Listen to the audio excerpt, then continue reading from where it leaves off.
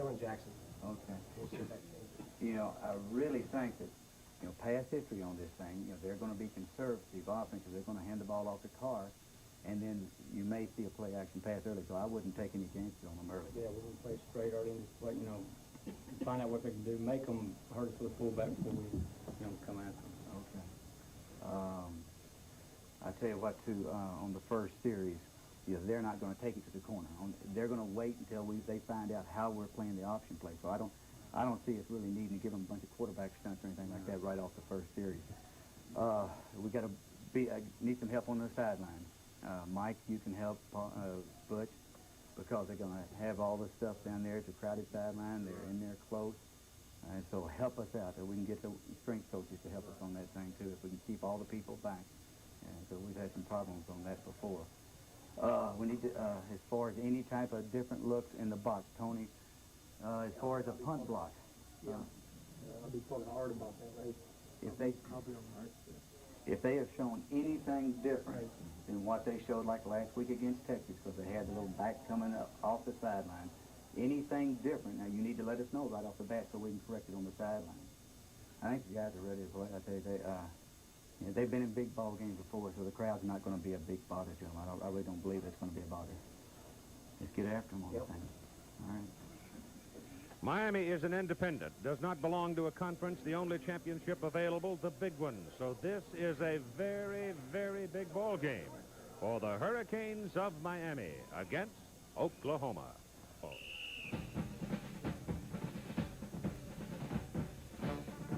The Miami Hurricanes from the Deep South against the Oklahoma Sooners. Vinny Testaverde, Miami quarterback, leads the Hurricane offense. A big play quarterback in 5 games. The Canes have had 5 scoring plays from beyond 69 yards. Oklahoma has a new man at the controls this year, Troy Aikman. A wishbone quarterback must be able to run. Aikman can. And Coach Barry Switzer thinks Aikman is the best passer he's had in many seasons. CFA College Football. This ABC Sports exclusive is brought to you by Chevrolet. It's 1986 at your Chevy dealers now. Drive today, Chevy. Live today, Chevy. By the U.S. Armed Forces. It's a great place to start. By GTE. We can do business with your business. And by GMAC, the financial services people from General Motors.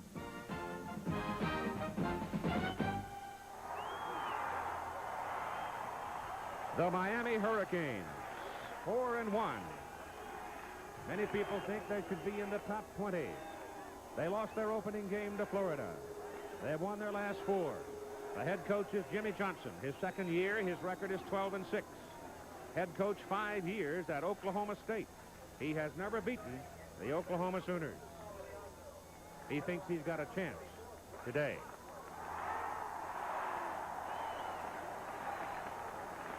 It is the 64th consecutive sellout here at Memorial Stadium, Owen Field. It is the home opener for the Oklahoma Sooners. They are 3-0, ranked second in the nation. Didn't start their season until September 28th. They have defeated Minnesota, Kansas State, and Texas.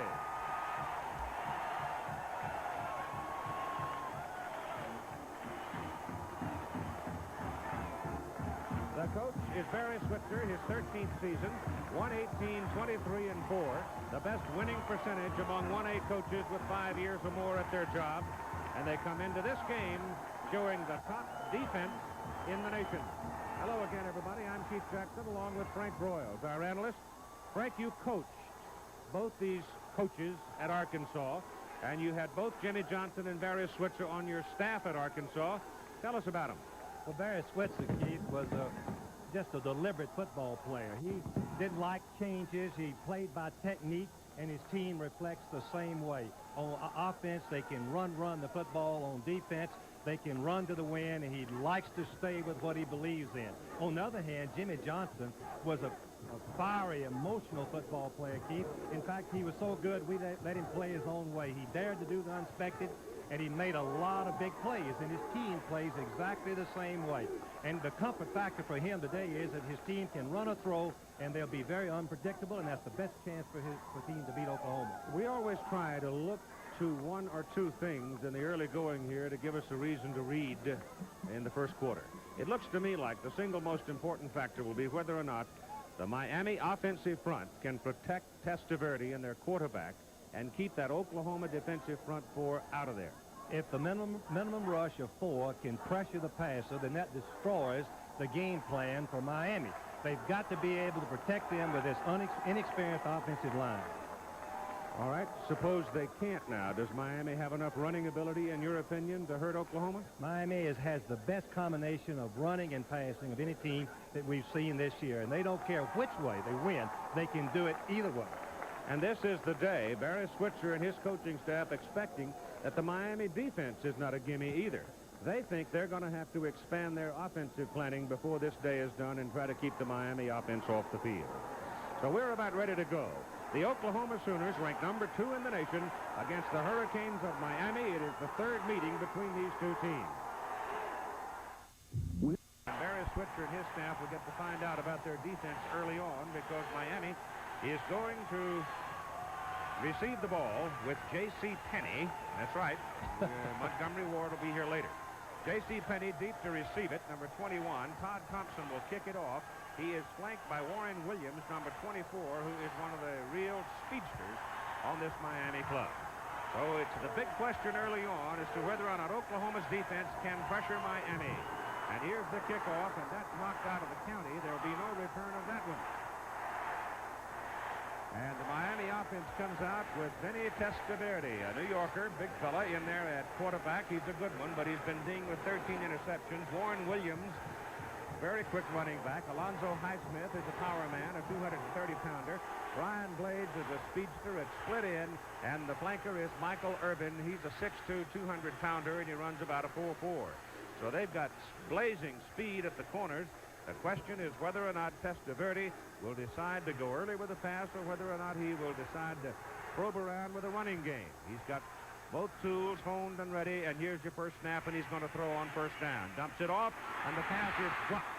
Just flat dropped by Willie Smith. Willie Smith is called by his coaches one of the outstanding tight ends they've ever seen, but he just flat dropped that one. Paul Berticelli is a 255-pound tackle. Dave Alekna is a 240-pound guard. Greg Riccozzi at center, 265. Paul O'Connor at guard, 265. And Ed Davis at tackle, 260 pounds. And it's a relatively young football team on both sides of the ball for Miami and, for that matter, for Oklahoma. Both relatively young teams. On second down and 10, they go to the run and bounce Highsmith outside. He gets it up across the 25 to the 27. Oklahoma sends out on their defensive unit these people. And the 4 rush men, the down men up front, in a sense, are Darrell Reed, Richard Reed, Curtis Williams, and Steve Bryan. Casillas is not there because he's hurt and probably going to be out a month. Kevin Murphy is an All-American at defensive end.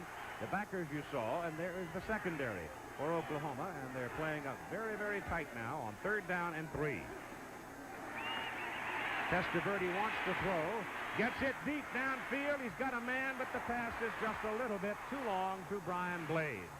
Blades had pulled away from the defender on it, but the ball was just a little too long. Blades is a world-class sprinter, outstanding speed, and you can see that number 14, White, just gets fooled on the play completely, and Blades goes right by him. The pass is a little bit overthrown, or it would have been a touchdown. Into punt now. Feagles for Miami, averaging about 37.5 yards per kick. Derek Shepard is the return man for Oklahoma. Shepard averaging just under 10 yards per return. The kick is in the air, and it's a good one. Good hang time forces Shepard into a fair catch around the 30-yard line of Oklahoma. And the Sooners send out Troy Aikman. Aikman's pretty good size, 6'3", 215 at quarterback. Leon Perry at left half. Perry is 220-pound freshman. Patrick Collins is a 185-pound sophomore. And the fullback is Lydell Carr, a 215-pound sophomore. So they're young in the backfield. Wide receiver is Derek Shepard, 185 pounds, 5'11". So here comes the Oklahoma wishbone from the 30.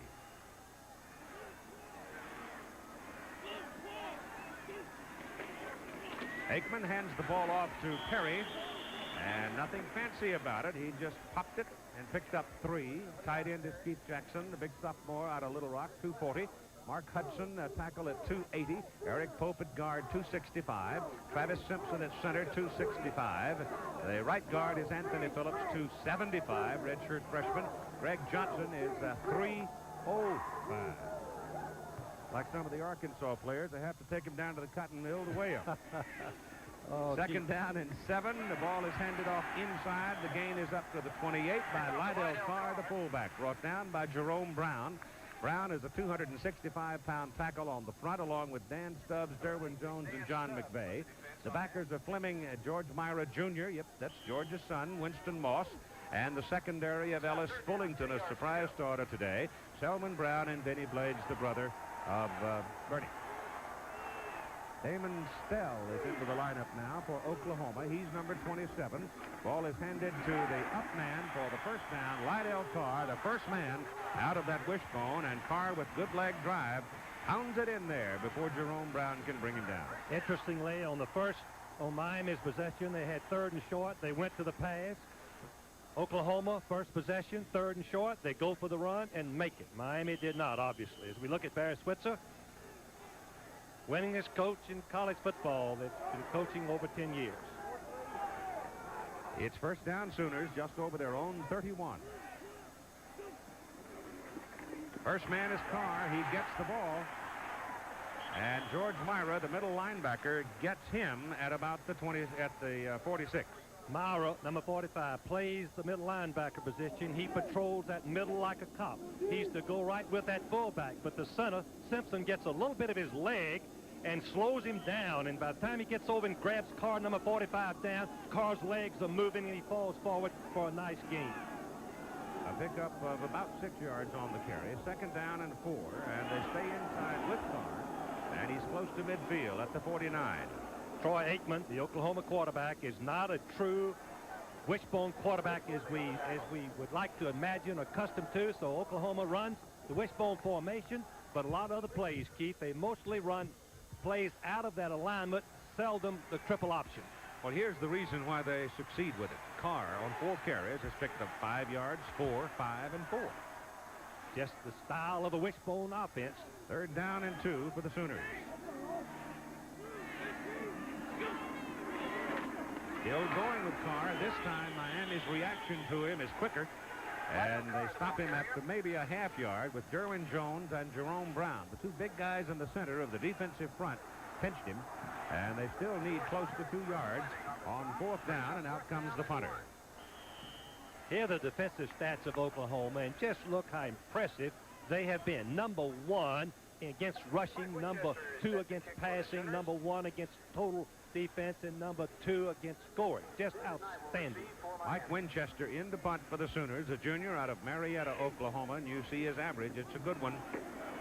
Kintai, Dave Kintai waits underneath the high-hanging punt back at the 12-yard line. He'll try it. And probably could have let it go because it was a tail dracker and might well have made it into the end zone. 38-yard punt. From the 9-yard line, if Kintai had fair caught the ball, he'd be up at the 12. If he'd left it alone, it might have been in the end zone. But they go from the 9. Testaverde has Williams and Highsmith behind him. And they get tangled up in the backfield, but Williams, with his quick feet, makes something out of it anyway. Picks up about 5 yards as he comes out to the 14. Oklahoma so far, Keith, has stayed in their basic defense like we expected, seeing if they can stop Miami with a minimum rush, make him throw the ball hurriedly, giving their defense a chance to protect against those seams that the receivers work into for the reception. He really didn't get 5. He got about 4.5. So call it second down and 6, just short of the 14. And they send Mike Irvin, the flanker, wide to the bottom of the picture.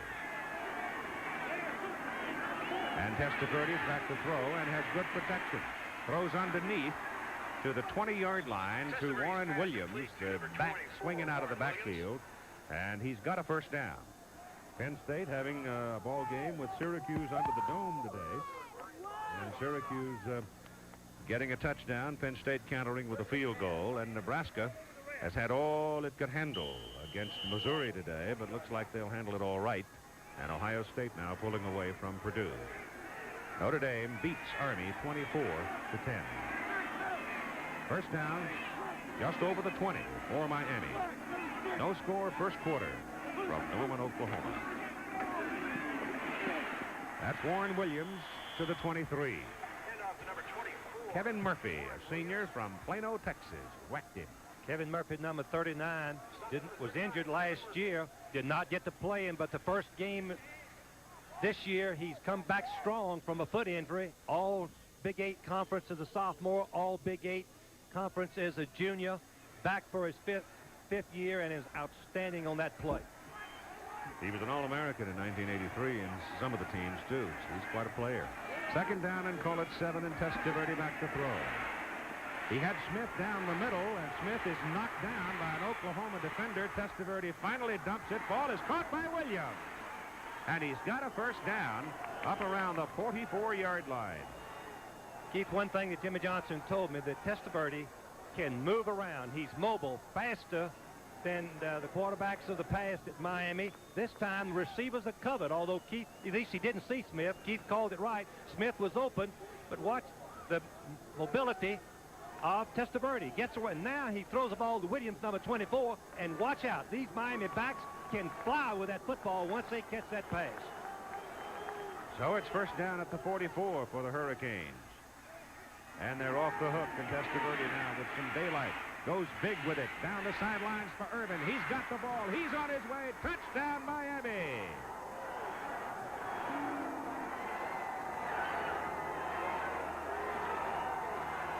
He burned Derek White, the cornerback. 56-yard touchdown pass. Testaverde to Michael Irvin from Fort Lauderdale.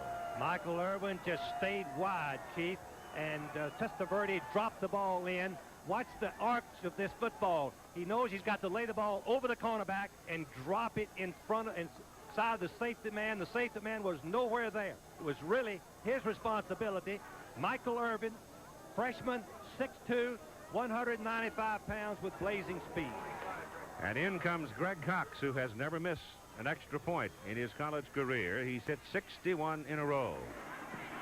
Make it 62. Keith, let's watch Michael Irvin run that pass route again, and how he got open in the seam. 14 White right there is to release him to the safety man. Now, where is the safety man? Where is the safety man? Nowhere to be found. Result in a touchdown. Raymond, 35, was late getting there. 8:44 to go, first quarter. A 7-0 lead for the big play Miami Hurricanes as they hook up Testaverde to Irvin, 56 yards on the touchdown play. And next week, we will have either Penn State, West Virginia, or Nebraska, Colorado for you. And we invite you to check your local listings in your region for the game in your area. A couple of old long-running rivalries there. Patrick Collins, number 33, and Eric Mitchell, number 1, are the deep people for Oklahoma. And Mark Seelig now will kick off for the Hurricanes, who lead 7-0. It is going to Mitchell at the 5. And he gets belted at the 21, and a penalty flag is thrown. While we're waiting for the penalty, here's Barry Switzer on his quarterback position. The one area of concern is we're so young at quarterback. The inexperience at quarterback hurts us. At least we had Danny Bradley last year, an experienced quarterback. But Troy Aikman is the best passing quarterback we've ever had, and we're going to utilize his talents. And the penalty is called against the Oklahoma Sooners out around the 21-yard line. The officials today are Big 8 officials, and it's a veteran crew. John McClintock is the referee. There's Andy Presgrove, Dale Shoryers, Joe Pipkin, John Schroeder, Virgil Deering, and Bobby Bernard. Holding on the run back. It'll be first down. And so the Sooners now will have to start deep in their own territory at the 11-yard line. And out of the wishbone, a lot of things can happen. They can break the big play, they can grind it out, or they can drop it.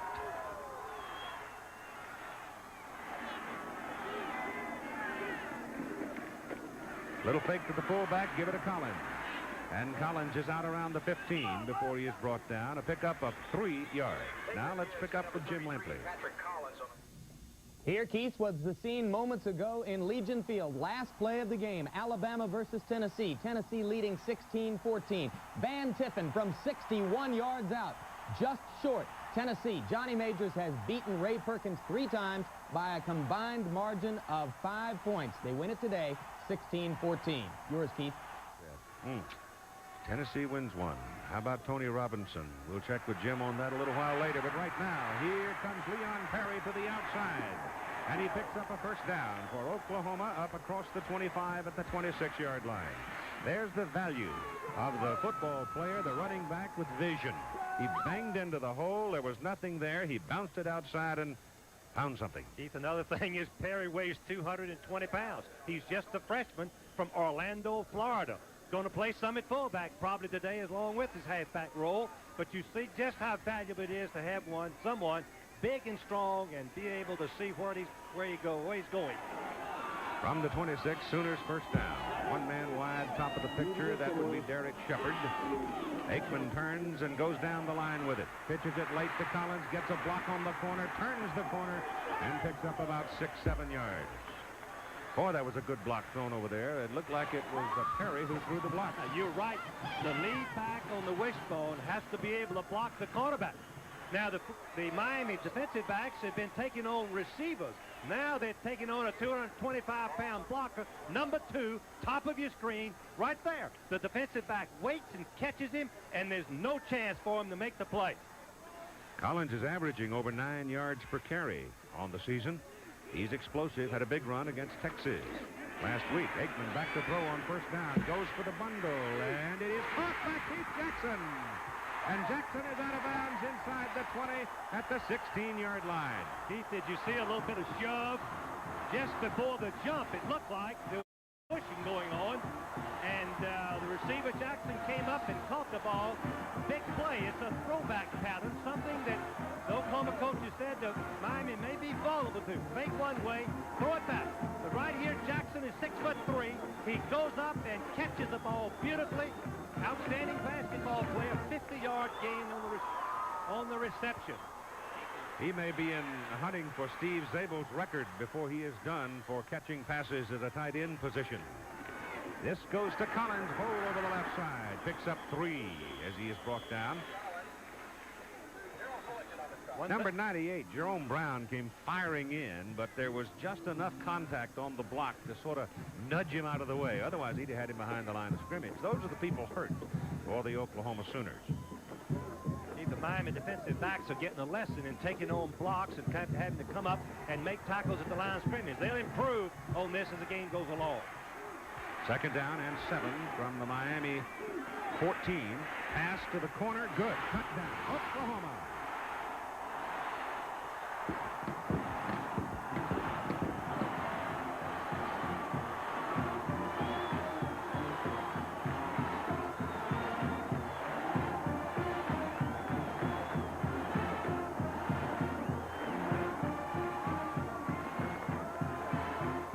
Shepard, the last of the Shepard brothers, makes the catch from Aikman. Take the wishbone, the triple option. Now you've isolated the defensive back on 1-on-1 on the wide receiver. No contest. Ellis could not cover him. Shepard has too many quick moves. Tim Lasher in for the extra point try. Sonny Brown puts it down. Tim kicks it. Good. So at 6 minutes and 34 seconds to go in the first quarter, Oklahoma answers as they, too, produce the big play. Fake of the fullback, fake of the option, draws the strong safety up, isolates the halfback.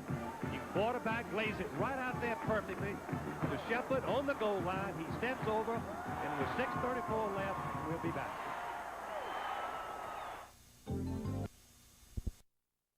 Receive it is J.C. Penney from Youngstown, Ohio.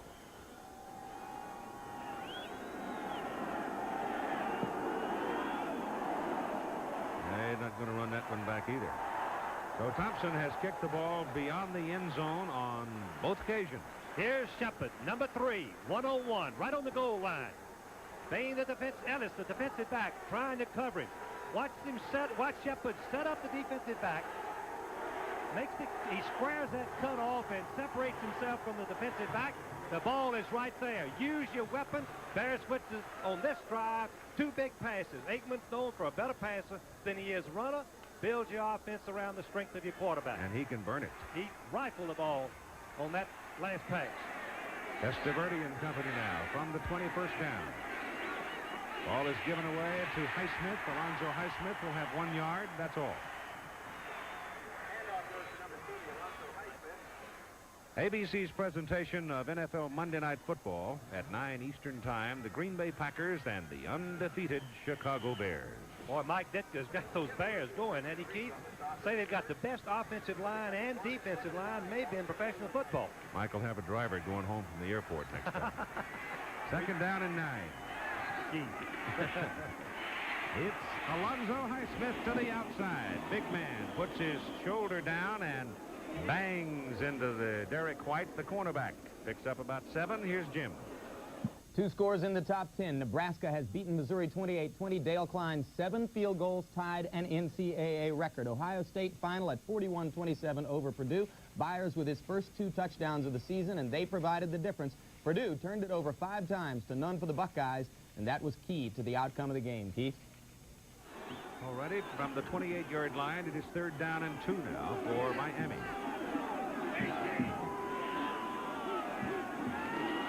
Highsmith sweeping. Sonny Brown, strong safety out of Alice, Texas, makes the play for the Sooners. When your own offense runs the football, you know how to play defense against the run. Sonny Brown was a strong safety, as Keith mentioned. When the play first started, the defensive lineman forced it outside right into him, and he was Johnny on the spot and made the play. And the 75th time the OU defense has stopped people for no gain or a loss. That's about half of the plays run against the Oklahoma defense this year. And Keith, one other big point, it's the 25th time they forced the team in the tango offense. 1, 2, 3, kick. And the punt is away. Jeff Beagle's kick is caught at the 44 by Sonny Brown. Only a 31-yard punt that time by Beagles. And the Sooners get the ball back and get good field position out of it. 1st down just beyond their own 44. That's a struggle at Morgantown between BC, and some of you will be seeing West Virginia next week against Penn State. Looks like Clemson finally getting the offense organized, and Pittsburgh defeating Rutgers 38-10. Looks like the Panthers may be getting things organized. And there's the story of the Alabama-Tennessee game that Jim Lampley gave you a few minutes ago. Reverse key. Goes to Collins. 2 men in front of it. But there's a flag down, Keith. Big play for Oklahoma, but there's a flag waiting back up at the line of scrimmage. Oklahoma feels very strongly that Miami is such a pursuing team, chasing the ball carrier immediately, that they had planned to throw back and run reverses in this ball game. They broke the backfield, lined up in a flanker, and out they came with it, but to no avail as a penalty. Holding. That's 10 yards. 4 minutes and 30 seconds to go first quarter. There's Switz is saying, who in the did that? Bleep did that.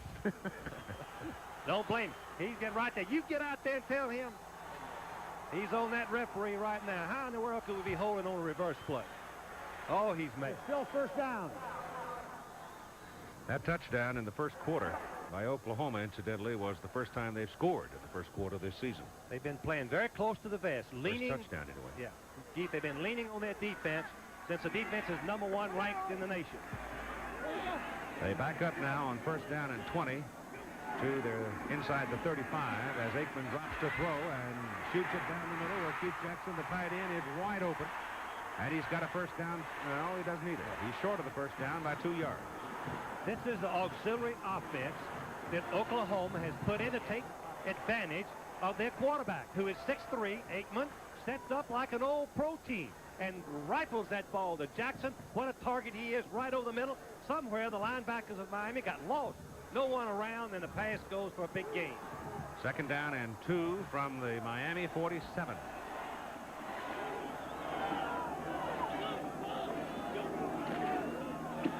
Aikman still got it and turns upfield for the 1st down. Gets a block out in front of him, and he's hit the chalk. He's out of bounds at the 21. He's out of bounds at the 21. Keith, the one good thing that Oklahoma has done they have gotten away from the stereotype offense. After handing off to Lydell Carr, look at the crowd. 3 people waiting right there to tackle Carr.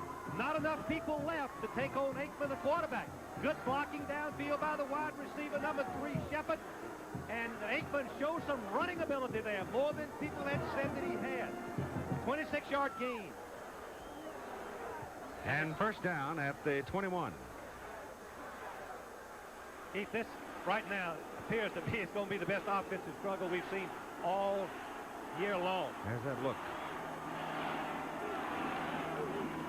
A little late developing on the play. Perry trying to cut it back inside. Got tangled up a bit. Number 68, Anthony Phillips, the guard, had stepped back as the protector on the little delay. And he winds up getting about 3 yards. And Syracuse has moved back in front of Penn State now. I guess that's the first time they've had the lead in the game, but they have assumed the lead late in the ball game. Syracuse tough to handle under the dome. They usually beat somebody when they're not expected to. They did it to Nebraska last year. Second down and 7 for Oklahoma. The ball is inside the Miami 19. Aikman down the line with it. Pitches back to Perry. Perry's got a crowd. But he's, as Frank said, big and strong, and he makes something out of it as he gets to the Miami 15. Or Shepard again. Here's the total offensive yardage so far today. Run 22-83, what we expected. Look at the balance. That's the shock. That's what's significant so far. Oklahoma passing for as much as they're running. Georgia now starting to come back against Vanderbilt. Vandy had the lead at one time, 10-0 in that ball game. And Minnesota winning again today. Third down and 4.5.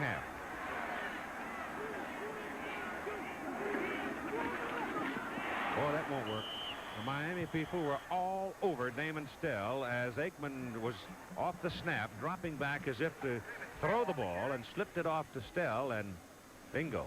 Well, the wishbone teams are not most effective on a fake pass and run. But on this occasion, defense. Jerome Brown, number 98, the sack man for the Miami Hurricanes, was back there. And in comes the field goal try now. 36 yards. Tim Lasher. 1 out of 1 between 30 and 40. Blocked. Ball slammed back, rolling way back upfield where Miami covers it. Blocked by Jerome Brown. He did it, and number 58 came pounding downfield. Bruce Fleming to cover it for Miami.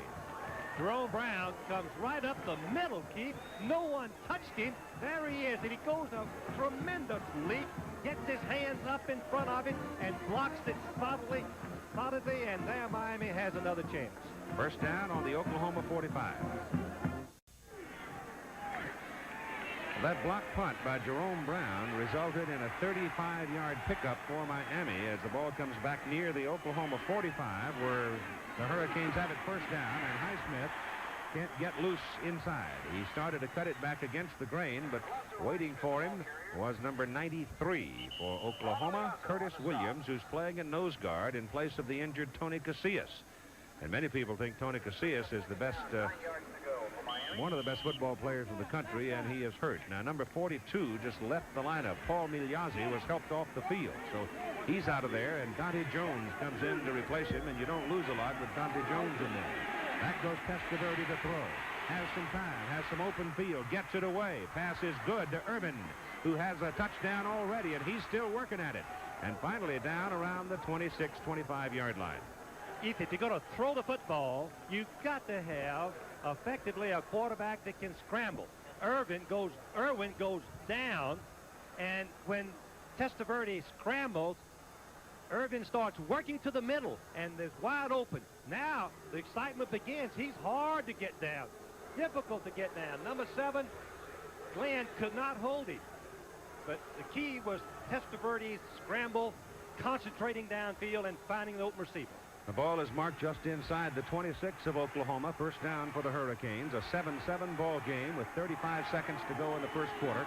Mel Bratton is in for the first time today. Testaverde rolls it out, drops one off inside to Highsmith.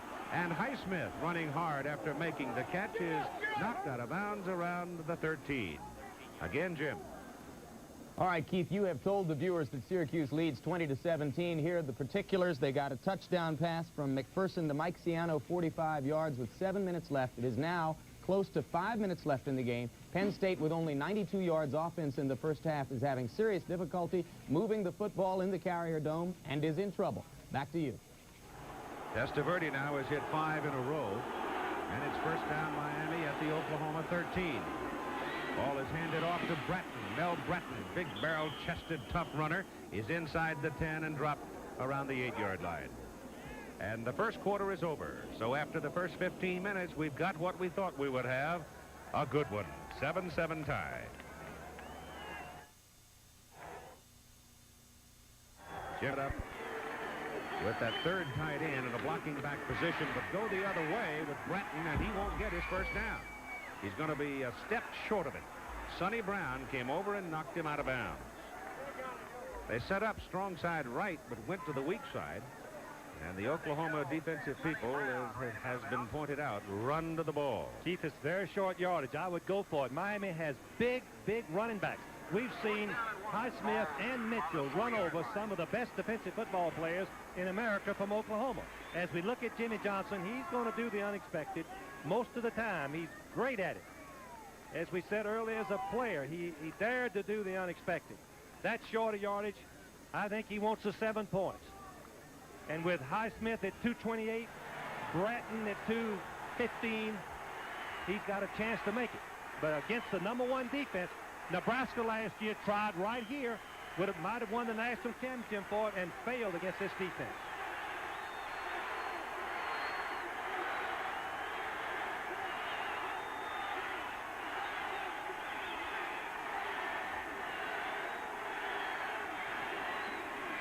They go to, they keep it. The quarterback, Testaverde, touchdown.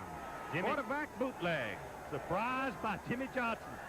He played that way, and he coaches that way.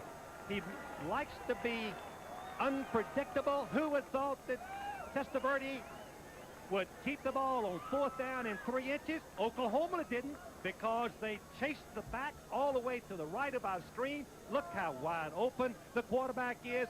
Number 7, Liddell Green, could not make the play, and it's a touchdown. And the stands are a little bit quiet right now, Keith. They really did get quiet quickly, didn't they?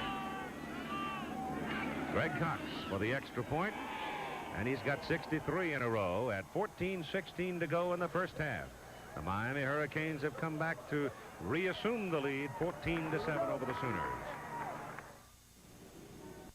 By Oklahoma, recover the ball just short of the Sooner 45 and stick it in the end zone as Testaverde bootlegged it out and scored. Now it'll be Mark Seeley kicking off for the Canes, and it is Patrick Collins and Don Maloney, the deep people for Oklahoma. We'll see if the Sooners can answer. Keith, the Sooners came right back last time, 80 yards. Seelig hits it. Wind's going left to right, and that one carries beyond the field of play. Jimmy Johnson talked with him yesterday and asked him just how good he thought this Miami team might be. Well, I feel like we've got a good football team. They're a very young team with only 2 seniors starting, but I really believe that we're going to have us a heck of a ball game. We've got good balance offensively, and I think it's going to give them problems. Well, he showed up yesterday wearing his funeral suit. He was all decked out, looked like a banker. Oh, and that red tie and the pinstripe blue suit. Jimmy likes to dress. Boy, his team looks good, too. In fact, both teams look good, Keith. Don Maloney is in there at the halfback spot with Collins and Carr, the fullback, with Aikman, the quarterback. Aikman keeping it, going down the line with it, pitches it outside wide to Maloney, and he's taken out of there pretty quickly and pretty efficiently by number 19, Darrell Fullington, out of New Smyrna Beach, Florida. Fullerton had been blocked, Keith, by the lead halfback and got up off of the ground and made the play. Colorado State jumps out to a lead over Air Force, and Illinois beat Michigan State in the Big Ten today. That is the 6th different ball carrier for Oklahoma so far in the ball game today. Now they break the ball, go double wide. Aikman back to throw it. Jackson's underneath, and he has the ball, and he has a first down up at the 34. So Keith Jackson with his 3rd catch of the ball game. Again, Jim. More from the Carrier Dome, a fumble recovery by Graham, a 42-yard drive, a touchdown pass from Schaefer to Steve Smith. Penn State leads 24-20, a minute, 53 seconds to go, and we'll let you know as soon as that score is final. And incidentally, Keith, congratulations from Bino and Doug and me on your 39th birthday yesterday. Thank you, Jimmy. 38, Keith. They won too many. I tried to slip through that day without acknowledging it. Well, Keith, on the last play, Aikman faked the ball, got outside without any rush, and Jackson came across and found the open area for the key yardage and the first down. Well, now he's become the big play man. He's made 3 catches, and he totals 81 yards on those 3 catches. When you fake to the fullback and you draw those linebackers up, the tight end can get open. And the Sooners have a first down near the 34 of Miami. Aikman straight back this time, just dumps this one to Maloney. And Maloney, running hard with some blocking help, spins close to a first down. Oklahoma's strategy in this ball game was to throw the ball outside to their halfbacks if the linebackers drop back and cover the end. By doing so, they treat it like a run, Keith. Don't have to pitch the ball. They just say it's a run. We toss it out to Maloney, number 23. He twists and turns and falls for a nice gain. He's a 185-pound redshirt freshman out of Chickasaw, Oklahoma. This Oklahoma offense in the backfield has all freshmen and sophomores. That's all that they have right now with Tillman. Spencer Tillman, their great runner, injured, cannot play. Johnson, another outstanding runner, cannot play. As we look at some of the yardage numbers right here. Aikman is 5 out of 5 for 105 yards. When Keith, how long it's been since Oklahoma passed for more than they've run? Many years. A long time, yeah. That ball is given to Lydell Carr, the fullback, and he's got 7 yards on that carry. Now they've got Miami off balance with the mixing up, being unpredictable on offense. Running up the middle, running wide, screening, throwing the ball on misdirection. They've done it all. Oklahoma has done it all in this ball game. The ball is just over midfield for the Sooners. Maloney's out now, and Damon Stell comes back in. Stell is 27. Carr for the first down. Ball comes bouncing loose, and Oklahoma recovers it. I thought they might have called him down, but didn't. That ball was bounding around, and Keith Jackson dove on it and recovered it. Well, Stubbs was supposed to tackle the fullback, the middle of your screen. Number 96 is supposed to tackle the fullback. There's nowhere there. Look at the hole, the left side of the line. Hudson and Polk just wiped it off. The defensive end was supposed to tackle the fullback, and he didn't get there. Number 36 was the man that came over, and Benny Blades, and knocked that ball out. Now look at that thing bouncing around, and suddenly Jackson spotted it and covered it. And it's first down for the Sooners at the Miami 44. Miami's changed their defense. They've got everybody up on the line now. And Aikman pitches wide. It goes to Stafford, Anthony Stafford, in the lineup for the first time. Another freshman from St. Louis, 165-pound speedster. And he picks up about 2 yards on the play. Danny Jackson and John Tudor will have at it tonight in the opening game of the 82nd World Series. And you'll see it here on ABC starting at 8 o'clock Eastern Time. Keith, did Brett have a great championship series with the Royals? Oh, what a great play. He's a great player. Oklahoma's an unbalanced line, Keith, going to get a little extra blocking. Second down and 7. He picked up 3. Aikman going down the line with it. Big old Brown. Looked like, or was it Stubbs? Jerome Brown. Jerome Brown, number 98. From the left of your screen. Wasn't touched. He comes right through. Number 98, and just grabs Aikman. Aikman doesn't have a chance. I'm not sure that Jerome knew that Troy had the ball. I wasn't sure either. Well, but he took him anyway. When the quarterback goes away from you, the fake of the fullback, he sinks that ball in that fullback's pocket, and you can't find it. Aikman to throw. Has a man. Wide open. Shepard. And Derek Shepard, who scored Oklahoma's touchdown, picks up a first down for them at the Miami 17. Ellison Blades brought him down. The fake of the running play, Miami defensive backs get lost. Watch how wide open. There's no use for Shepard to do all that faking. There's nobody to fake to, Keith. Look at there. There's still no one in the picture. Finally, someone gets there to make the tackle. He was going through those fakes and there wasn't anybody there. Miami somehow had a breakdown on their coverage. Well, it's two outstanding defenses that are getting ripped apart here in this first half. Aikman turns to the crossing back this time. It's Don Maloney again, 23. And Maloney doesn't get much out of that one. Miami has been playing against the pass in practice because they work against each other. But here's Aikman, 6 for 6, 131 yards. Now, the interesting thing, Keith, Aikman was being redshirted last year until Bradley, their quarterback, was hurt. He had to come over to the offense and play against Kansas. Oklahoma got beat, and the fans got down on him. He's making up for it right now today. Second down and 10. Dell is back in. Maloney out. Aikman to throw. To the corner. It is knocked away on a fine defensive play by Don Ellis, the left cornerback in front of Derek Shepard. Shepard, quick. Doesn't have that breakaway speed. He's the third Shepard to play for Oklahoma. He's going in and back out. Now Ellis, number 29, makes a great play. He realizes he's got a chance to go in front. He gets that big left paw out in front and deflects the ball, which would have been a touchdown. I mean, that pass had some burn on it, too. Aikman really zips that thing. Well, Ellis made a great, outstanding break on the ball, Keith, to gain that much ground and come in front of the receiver, Shepard. Third down and 10. Aikman to throw again, and Jerome Brown's after him, and he's got it. He's a stud, that Brown, number 98, is 275. He ran him right into John McVeigh and got a piece of it, and Aikman is not up yet. He got pinched between 230-pound John McVeigh and 265-pound Jerome Brown. That's no fun. But for some reason, Brown, number 98, goes between the center and the left guard, comes clean, breaks right through, penetration, one thing that Jimmy Johnson loves to teach. He puts his defensive men on the shoulders where they can penetrate the gaps and cause the bad play, and they do. We'll be right back with 9:18 to play.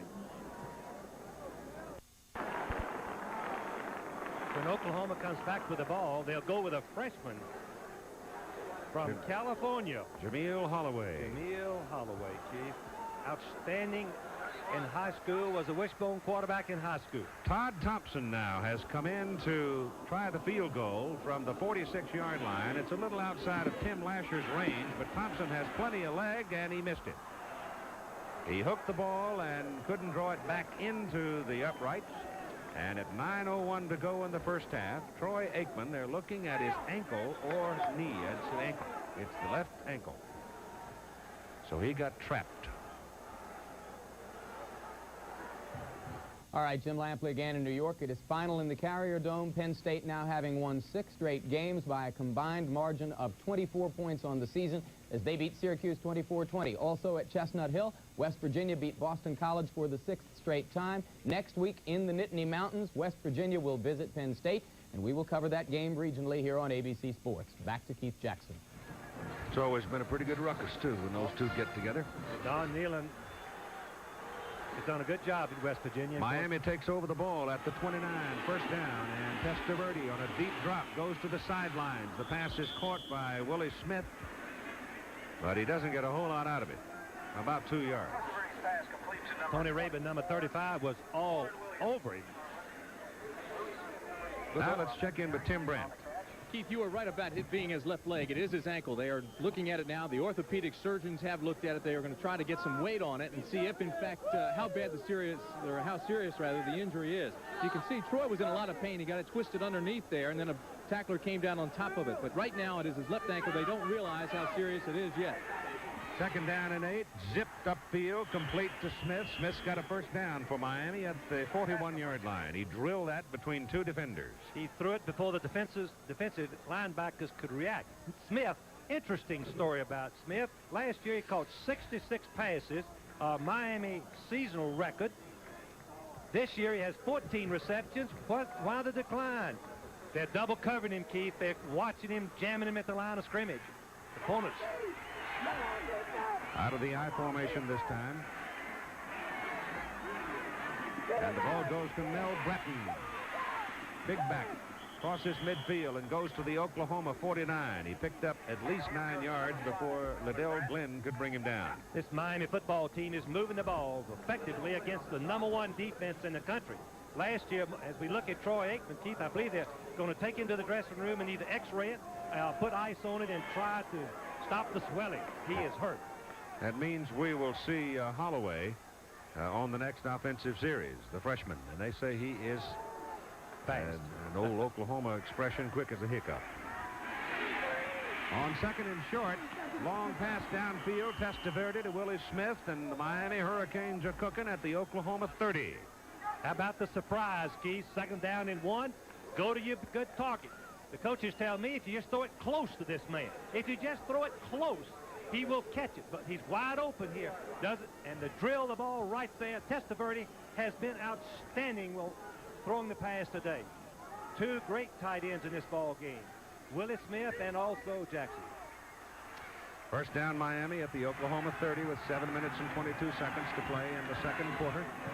Testaverde is 8 out of 10, 146 yards. He's hit 8 in a row, pitches the ball back to Bratton, and Oklahoma's defense flows with him this time and handles him pretty well. He's just inside the 30-yard line, but he laid a heck of a stiff arm on somebody down there. Look what the Miami Tony Hurricanes Rayburn, have done so far today against this defense. #1 ranked in the country, 56 yards the longest play, the longest drive, 91 yards, the most points, 14, the most passing yards, 146. Tribute to this Miami football team that mixes up the running and passing most effectively. 2nd down and 9, ball inside the 30.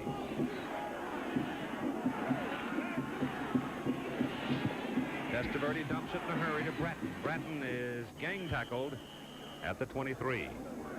This time Oklahoma put the blitz on. As Miami begins to threaten, they put the blitz and a slight adjustment by the quarterback and the receiver, recognizing the blitz, a little quick pass out to the completion. They do look like they know what they're doing. They know what they're doing in both the run and the pass, Keith. Very, very impressive. 3 wides now, leaving Bratton alone. And on 3rd and 3, Testaverde has a lot of protection. He elects to go to the end zone and overthrows the real estate. He throws past the boundary intended for Smith, and it'll bring up 4th down and 3. Smith was double teamed. He was jammed at the line of scrimmage, jammed by the linebacker, and he couldn't get out. Here's some scores from today and some of the teams that we're going to have next week. Keith? Boston College and losing to West Virginia, and Penn State coming late to pull it out against Syracuse. 40-yard field goal try now by Greg Cox. Cox will be kicking with the wind. He's 2 out of 2 from this distance. Almost blocked, but he gets it away, and he missed it to the left. Rayburn flashed across there and almost blocked that kick, but it missed anyway, and it remains 14-7 Miami. When the Pennzoil people came to me and on that possession, that's the longest period of time they have held the ball so far in the game, but they came away empty with it. Oklahoma takes over, first down from their own 23, and here's Holloway in the ball game. Jameel Holloway throwing to Shepard. And it's a first down for Oklahoma at the 42-yard line. So there's a bit of a surprise as the freshman comes in, making his first appearance in this ball game, and goes dancing around and into a completion. Shepard is going to push deep. He sets up the defensive back, breaks it off, separates from the back, comes back to the ball. The amazing thing is, Keith said, this is Shepard's first, this is Holloway's first pass of the season, Keith, and it goes for a big completion. Came out of Banning High School in Carson, California. 5'11", 175. Played for Chris Ferragamo. And it's first down for the Sooners. Holloway turns, gives the ball to the fullback Carr. Carr goes to the 46-yard line. Here's the freshman, Jameel Holloway, playing for the first time today. Had a couple of snaps before. Basically going in with a game close, first time. What a pressure situation he has, but he came out beautifully and gave him a lot of confidence, Keith, completing the first pass. Second down and 7.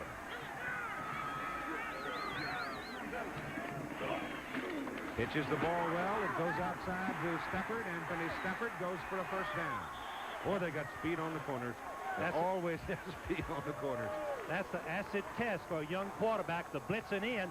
Jimmy Johnson knew that. He blitzed to him, and Holloway got the pitch out beautifully.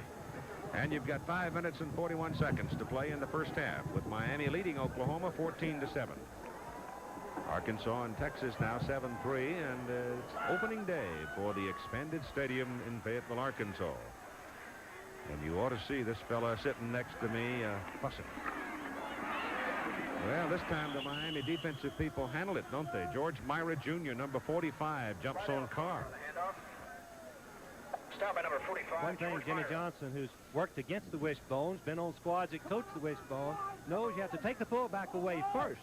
You cannot let the fullback make yardage up the middle and expect to stop any phase of the wishbone. 2nd down and 8 now for Oklahoma. The ball is just short of the Miami 44-yard line. He's checking off. The Bressy young fellow, isn't he? There goes the fullback. And Lydell Carr galloping down to the 36 for a first down. Keith Lydell was hurt, I believe. He really got, well, he was high load. Oh, he's jumping up. He's tough.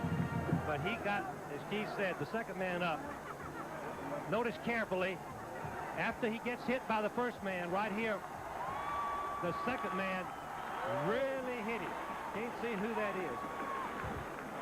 Selwyn Brown is 32, and Benny Blades is 36. Boy, you can see the head when it flies back like that. That hurts. Carr with 10 carries, 48 yards, and he stays in. First down Sooners, 36 of Miami.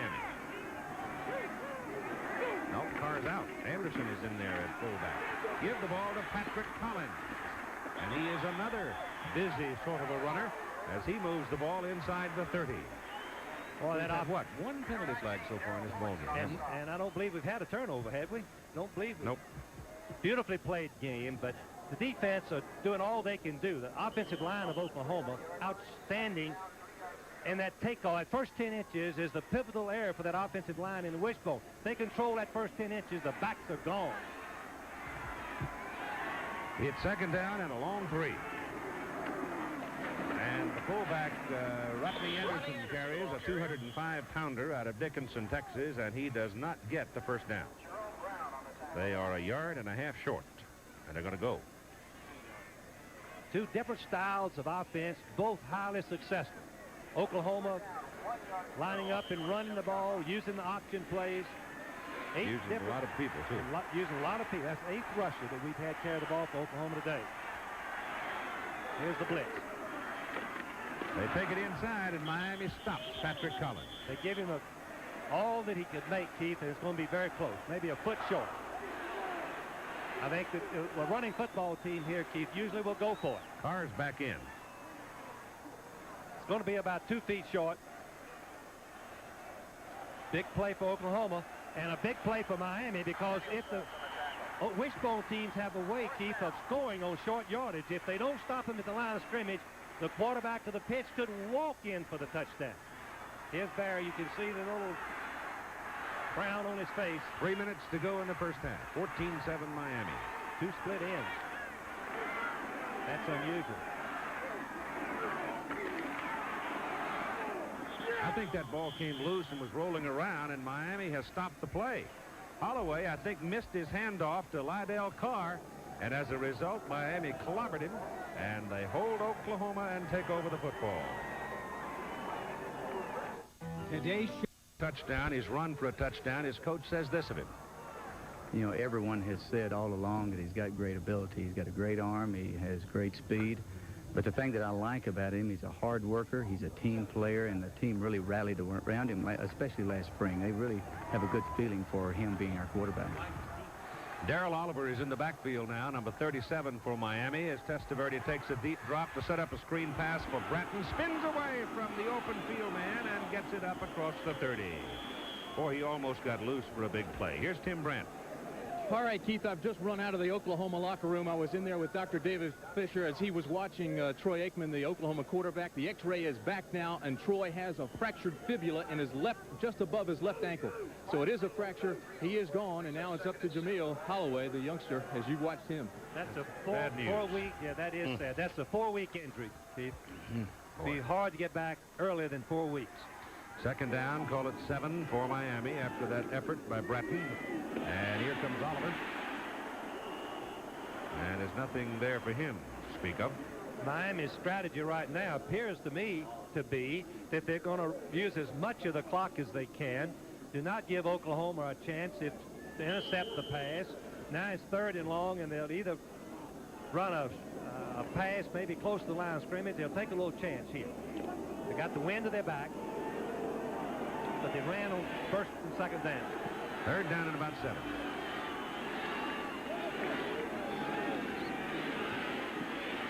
They are getting in time, and he goes underneath. He picked Oliver because I guess he felt Oliver was the most available man, but he was being double-teamed himself. I think we can look for Oklahoma try to block this kick. I would think they would put in their blocking team and go after it. Both teams with 3 timeouts remaining. Jeff Beagle's kicks today have been 42 and 31. He's got a little help from the wind on this one.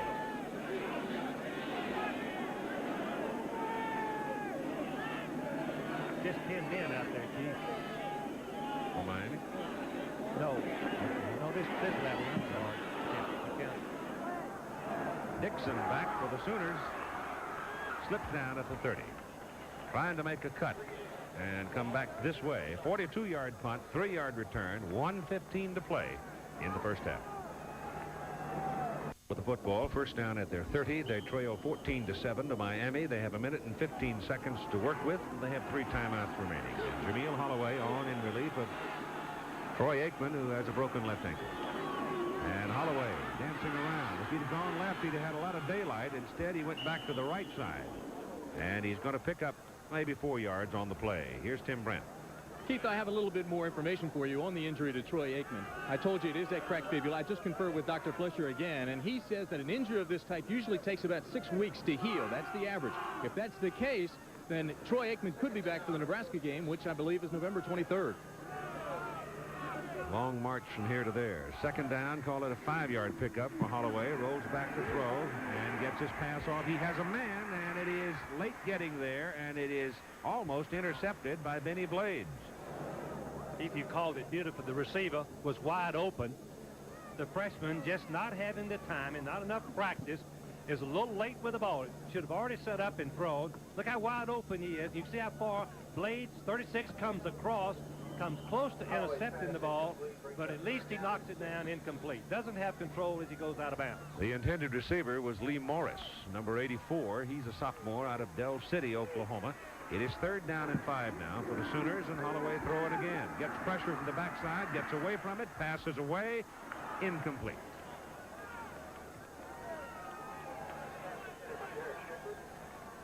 Holloway is still shown a lot of poise in my judgment, Keith, coming into this ball game. Hit his first pass, ran the option play, quarterback stunt on the end, made him pitch the ball quickly. He handled it just to perfection. No question, but he can do the job. It's just a matter of experience. Process is hard to speed up. Winchester to punt for Oklahoma on 4th down with 31 seconds to go in the half, and Dave Kintai is deep for Miami.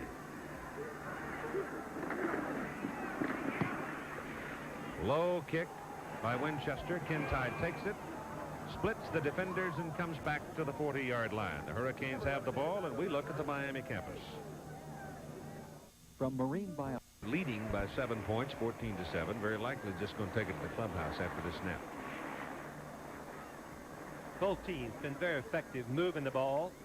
Oklahoma getting stopped, Keith. Georgia got tied by Vanderbilt. That's a surprise. Big upset, yes. And Texas with 2 field goals. A 7-6 ball game. And Air Force has come back to take the lead over Colorado State in Western Athletic Conference play out in the Rockies. Air Force still undefeated.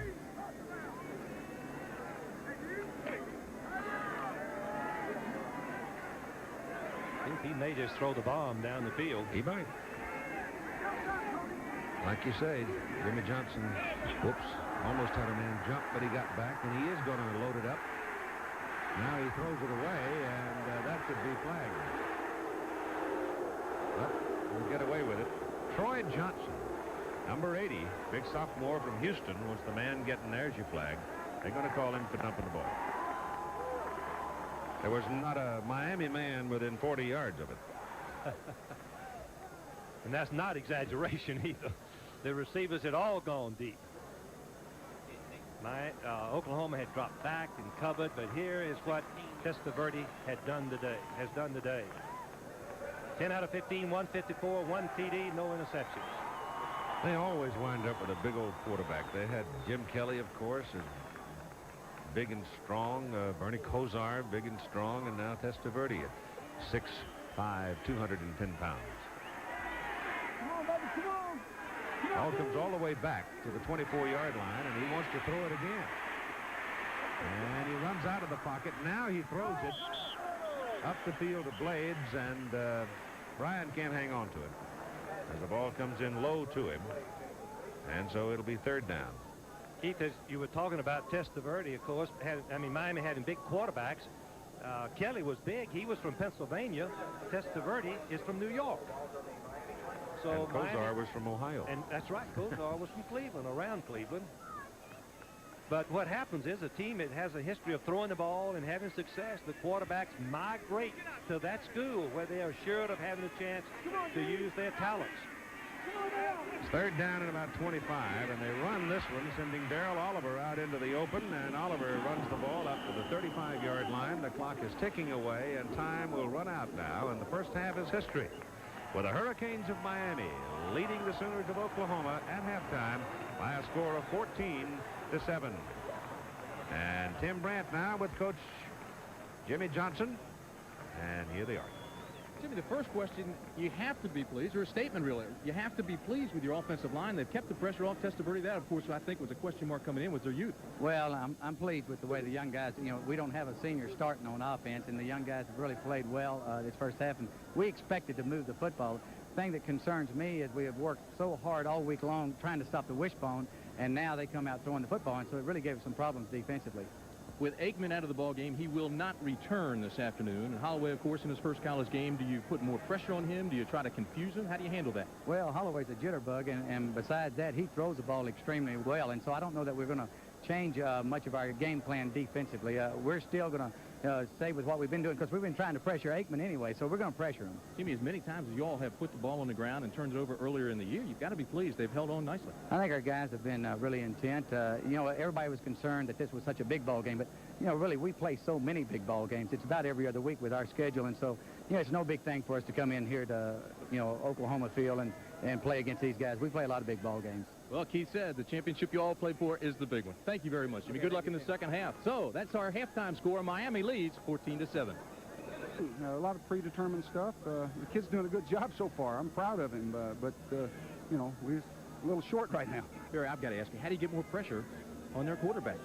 Well, it's tough. He scrambles so well. We knew that we're fighting our guts out to try to get to him, but the guy can move around. We knew that he was going to be a problem in that regard. So, 10 out of 16 isn't bad. The first half is even except for one play. Good luck the second half. Thank you. Okay, let's go back upstairs to you, Keith. All right, thank you. Oklahoma gets the ball for the kickoff, and it's not unusual for this Oklahoma team to come out to start a half when they're trailing like their britches are on fire. They really come out snorting, and I would not be surprised to see them try in this very first possession, really try to stick it in the end zone and get even. Keith, the first possession, most coaches feel is the most important of the second half. The kick is in the air. And this will be returned from the goal line by Patrick Collins. And Collins gives them good field position up close to the 25-yard line. Here are the people that have to defend now for Miami. McVeigh's 230 pounds at end. Jones 270 at tackle. Big Jerome Brown, he's a load, 265. And Dan Stubbs, the other end at 240. The linebackers are Winston Moss, 6'3" and 230. George Myra Jr., 6 feet, 225. And Bruce Fleming, 6'2" and 230. And here's the Oklahoma offense coming to the line now with Jameel Holloway in there at quarterback, replacing Troy Aikman out with a broken ankle. Carr, Perry, and Stell open behind him, and this is Stell with the ball and caught well back of the line of scrimmage by Selwyn Brown. David Ellis is the left cornerback, 5'11", 170 for Miami. Darrell Fullington at the other corner, 6'2", 190. Selwyn Brown, who just made that play, 5'11" and 190, and Benny Blade, 6 feet and 205. And the ball is placed back near the 16-yard line. Stell is not having a good day. Damon has got people on him every time he gets his hands on it. He's run twice and he's lost 12 yards. The second down and close to 20 as Holloway sets up the throw, goes deep down the middle for Shepard. He's got it. And a first down at the Miami 39-yard line. And a penalty flag waiting back upfield. Keith, that was as pretty a throw any freshman has ever passed in his life. He hit Shepard right on the numbers. Oklahoma is holding. Oh, that's a tough break.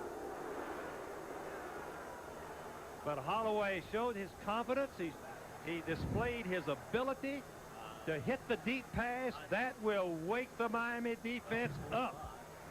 Even though the play is called back, it gives it a different perspective, a different outlook for the Miami defensive team for this young freshman, Jameel Holiday. Like that. Yeah. Holloway at quarterback, Perry, Stell, Carr, and Shepard, the wide man. In the offensive alignment for Oklahoma, Jackson, Hudson, Pope, Simpson, Phillips, and Johnson. Along the front. Second down. John McClintock is the referee, a veteran Big 8 crew. And that rain of booze will not worry John at all. Ball is at the 8-yard line, second down. They've got to go near the 35 to get a first down, and that'll be good up to about the 16 as Holloway carried it. He's 5'11", 175, a freshman from Carson, California. His best attributes is speed, quickness. If he was a wishbone quarterback, an option quarterback in high school, he's had good coaching coming from an outstanding school. Guarantee you he's had good coaching. Well trained. Oh, Chris coaches him well. Chris Ferragamo. Ball at the 15. They need 20. There goes Holloway again. And he's out to the 30. That'll bring up fourth down and about 5. 2 quarterback draws, safe, get some yardage instead of having to kick the ball from the own 15-yard line. They've got it up with a wind to the back and should put Miami fairly deep into their own territory. Yeah, Winchester's a good one. He's averaging over 44 yards this year. 2 today have been into the wind, 38 and 31. Number 11, David Kintai, is back to receive the punt. David Kintai, the deep man for the Hurricanes.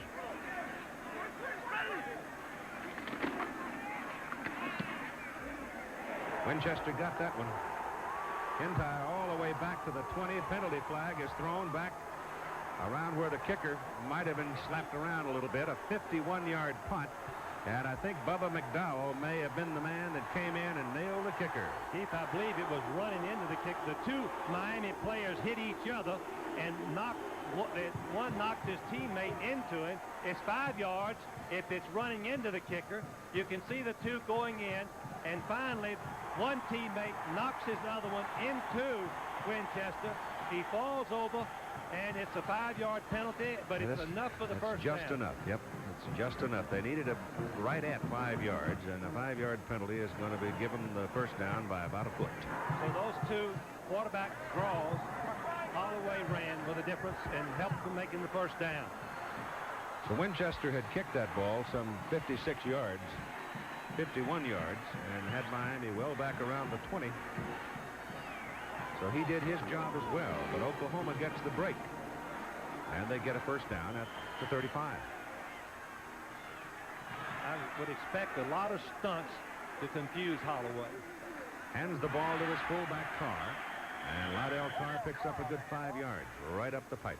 One thing that the wishbone quarterback needs a lot of work is the stunts on the corner to come at him one time and one time slow play it, delay it, give him different looks on the corner, hoping he'll make a mistake. Give Carr 6 yards and make it second down 4.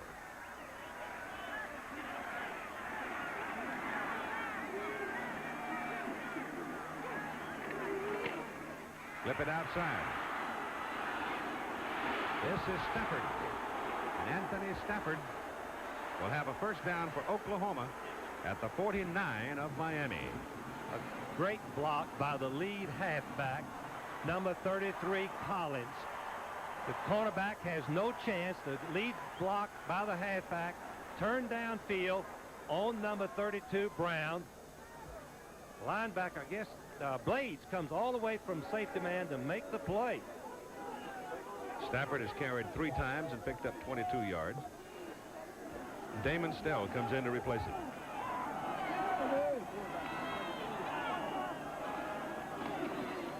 Reversing. Going to throw it. This is Derek Shepard. Passes away. Intercepted. The pass is picked off by Benny Blades, who came from his free safety position and cut in front of Keith Jackson and plucked it. Jackson was behind the secondary, open for the touchdown, but he got there a little bit too quick.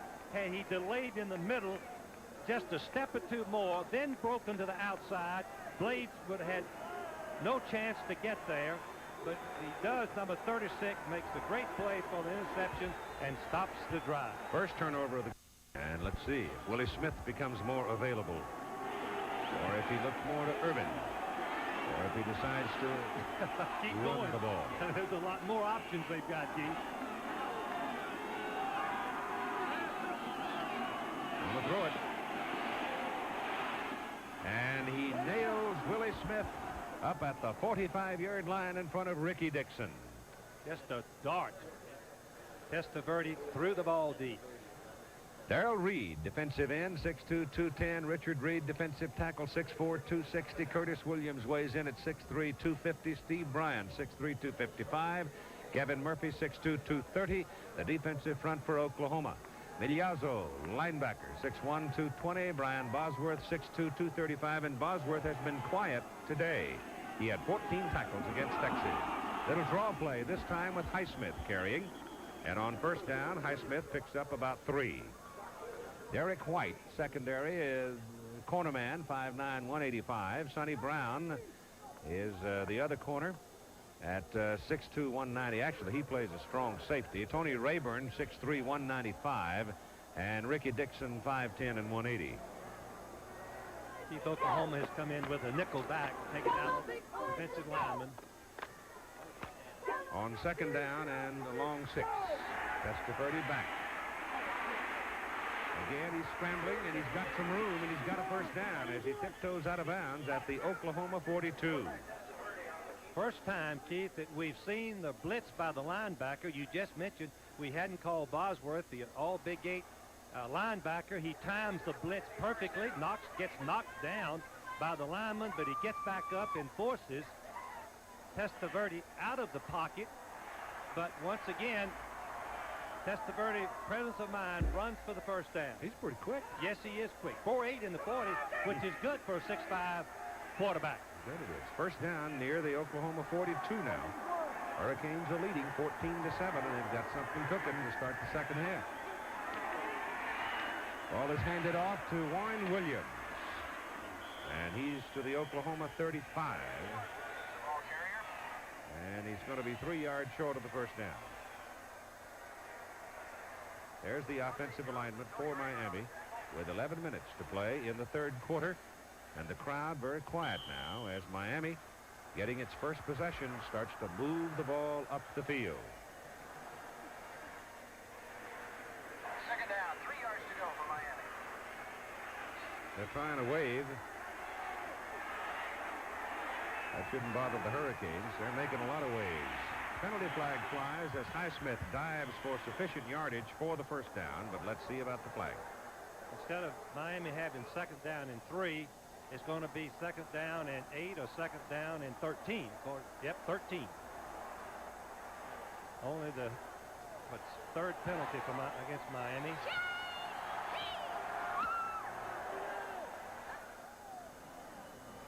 Puts Miami right back into the passing situation, but that doesn't bother a team that can run or pass equally well.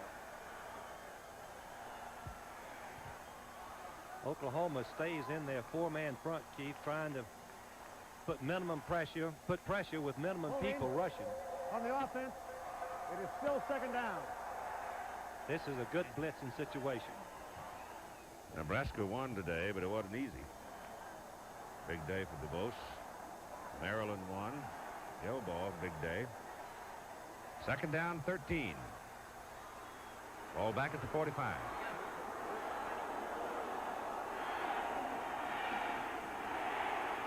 Dumps it off, throws the ball behind Highsmith, and a penalty flag is thrown here. Let's see what John McClintock, the referee, threw it. It's against the defensive end, a linebacker blitzing Jones, I guess. Rayburn was coming, and somebody got him by the coattail and held him. No, it was on the other team, Keith. No? From Miami, holding. Oh, yeah, it is, Keith. Looks like might be on the offensive center for Riccozzi. Number 74 just reaches out and grabs him around the neck. And it's hard to rush the passer. Williams, number 93, had no chance. Referee right there called it. Successive penalties for holding now backs him up 20 yards. And the ball rests at the 45 of Miami. And they've got to go to the 32 of Oklahoma. Keith, on that play, you can use your hands as long as it's within the frame of the body. He got the arm outside the body. On second down and 23, the pass is nailed to Brian Blades. And Blades is knocked out of bounds a yard short of the first down. On a pass like this, Testaverde has to throw the ball before the final cut. This is a great experience. Finally, Blades, number 9, comes in front of the safety man in behind the cornerback. Blades goes inside, then breaks back out. The ball is already on the way, right there. Now as he turns, gets eye contact with the ball, and he's right at the down marker. Excellent, excellent execution. 3rd and 1 now for Miami. Go to a power set. Give it to Highsmith. And Alonso has the first down at the 30. Most of Miami's running plays, Keith, are just run for daylight. Trying to be as simple, look complicated, but be as simple as possible. Letting the lineman fire out and the back run for daylight because they've got good backs.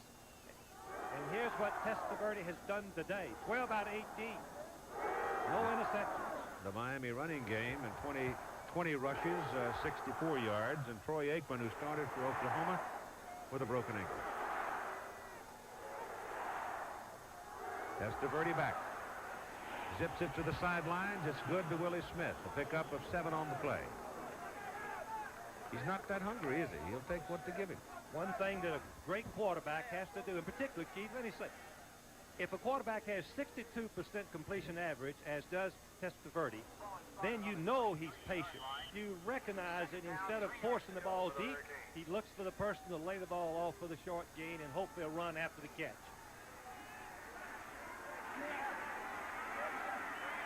Second down, 3. Highsmith finds a hole on the corner.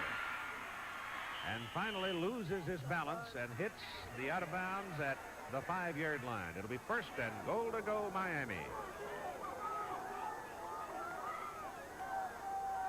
Miami jumping out to a 7-0 lead on a 56-yard pass play. Oklahoma drove back 80 yards to tie it. Miami came back to lead 14-7 at halftime. Oklahoma's first possession of the second half. They were thwarted on a pass interception, and now Miami is trying to respond and drive it down. And if they do, they will overcome 2 holding penalties. Ball is handed off to Highsmith, and he gets down inside the 3 before Ricky Dixon leads the surge that pushes him back. It'll be 2nd down and goal. 14-7, Miami leading. Keith, I think we should point out again that Oklahoma is the number 1 defense in the country against the run, against the total defense, and Miami mixing it up, keeping these great Oklahoma defenders off balance. It's hard to get set against a team like Miami that is talented both running and passing. They're the Sooner numbers on defense. Testaverde flips the ball out. Highsmith drops it. He was trying to get him out there on a screenplay action. He had 2 blockers in front of him. And an Oklahoma man sort of got between him and the quarterback, and he probably lost partial vision there, but he dropped the ball. Testaverde throws the ball off balance, but the read number 40 is right there. Right there. Forced the bad throw. Now, Miami's in either a fool and play or a passing situation. Well, they were down here on 4th down for their go-ahead touchdown. Testaverde bootlegged it. This time he'll just drop and zip one, and it's incomplete. Oh, Keith, he missed. Highsmith was wide open. Irvin was the man that he chose to throw to, but Highsmith was wide open. All out in the flat. Irvin goes inside, and there's nobody to cover Highsmith in the flat. But the timing was a little quick drop, and the ball is a little bit low. But I guess Irvin was open. He had thrown an accurate pass, but he could have just floated it out with tissue paper to Highsmith for the touchdown. Didn't see it.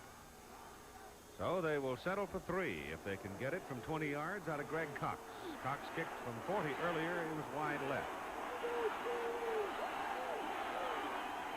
This is just like an extra point, Steve.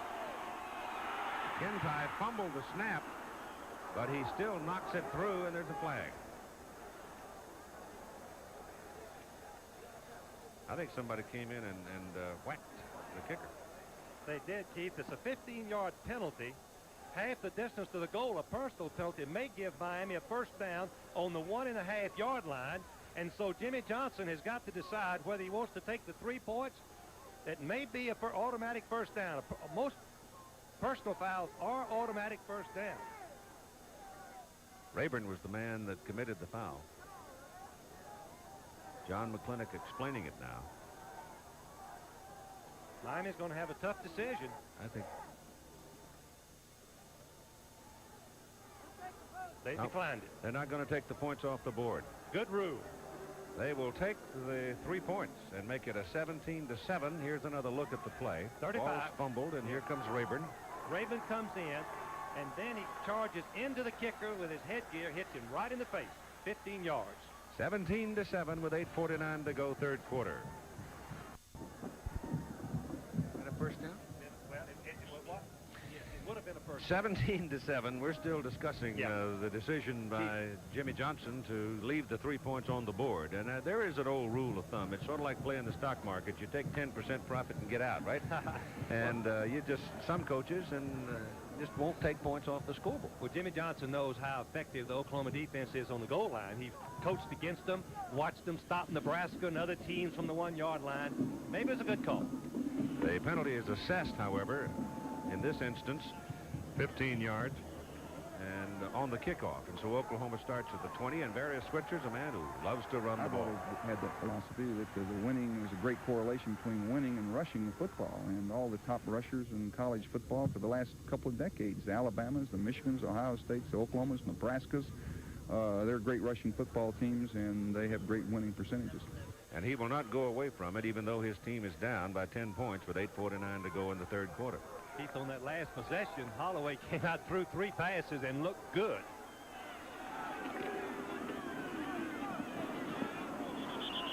Yep. 21-yard line on that carry, and we've now clarified the call from it was a personal foul because he simply hit the kicker, and it would not have been a first down. The ruling on that McClintock made, the play was over, so it was a personal foul, dead ball foul, meaning that the play is over and you... Right. Dead ball foul, they didn't have an option. Yes. Lydell Carr isn't going anywhere. In fact, he's going to lose a yard on that carry in the arms of Derwin Jones. So this Miami defensive front has been asserting itself all day. The games we'll have for you next Saturday, Penn State and West Virginia at State College. And I hope the weather holds. Nebraska and Colorado at Lincoln. Colorado was winning big today as they rolled over Iowa State. They're leading in the 4th quarter. The game is still alive. And the Penn State-West Virginia game will be seen in the eastern part of the country, east of the Mississippi, and the rest of the country west of the Mississippi sees Nebraska-Colorado. Mel Holloway caught behind the line of scrimmage. He's still fighting, but he's going to lose a chunk. Well, he's had it drummed into him, you know, don't throw the thing up for grabs and let somebody pick it off, so he kept it. He kept looking for somebody to help him out and kept giving up real estate. And now he's way back there inside the 10-yard line, and Mike Winchester comes to stand in the end zone to punt. He has the wind at his back. It's not a strong wind at all, but it will help a little bit. Keith, on that last play, Miami, as Oklahoma only had 10 men, Miami rushed the freshman quarterback. That's a good decision. Coaches agree. Rushing in. Looks like they're going after Winchester, too. Oh, they almost got it. And they force a short kick out of it as Kintai comes up and takes it. And he's a bit of a daredevil as he disdained the fair catch and took the abuse. And Miami has the ball at the Oklahoma 39. I know Barry Switzer does it. Kicking behind your goal line. Expect the blitz. Take 2 steps and get it off. And Winchester did it. Otherwise, if he'd slowed down at all, it would have been blocked. But Miami, after a 30-yard punt, has it at the Oklahoma 38, where they put it. And Testaverde hands it off to Bratton. And Mel Bratton picks up about 3 yards. Now Jim Lampley.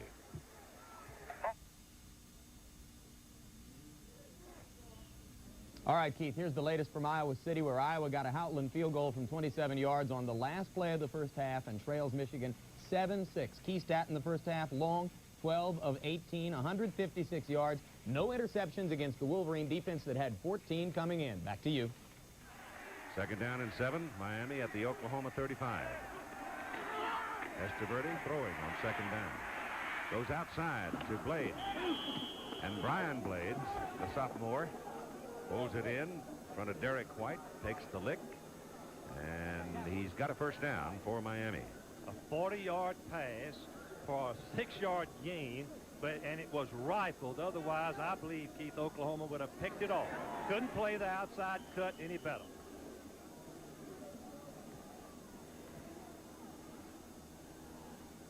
Ball is just short of the 26. 17-7. Miami leading. 5:55 to go in the 3rd quarter. Testaverde throws on 1st down. I'll rephrase that. He was trying to throw on 1st down. Well, the Oklahoma secondary covered the 2 receivers. A play-action pass, something that Miami has not done.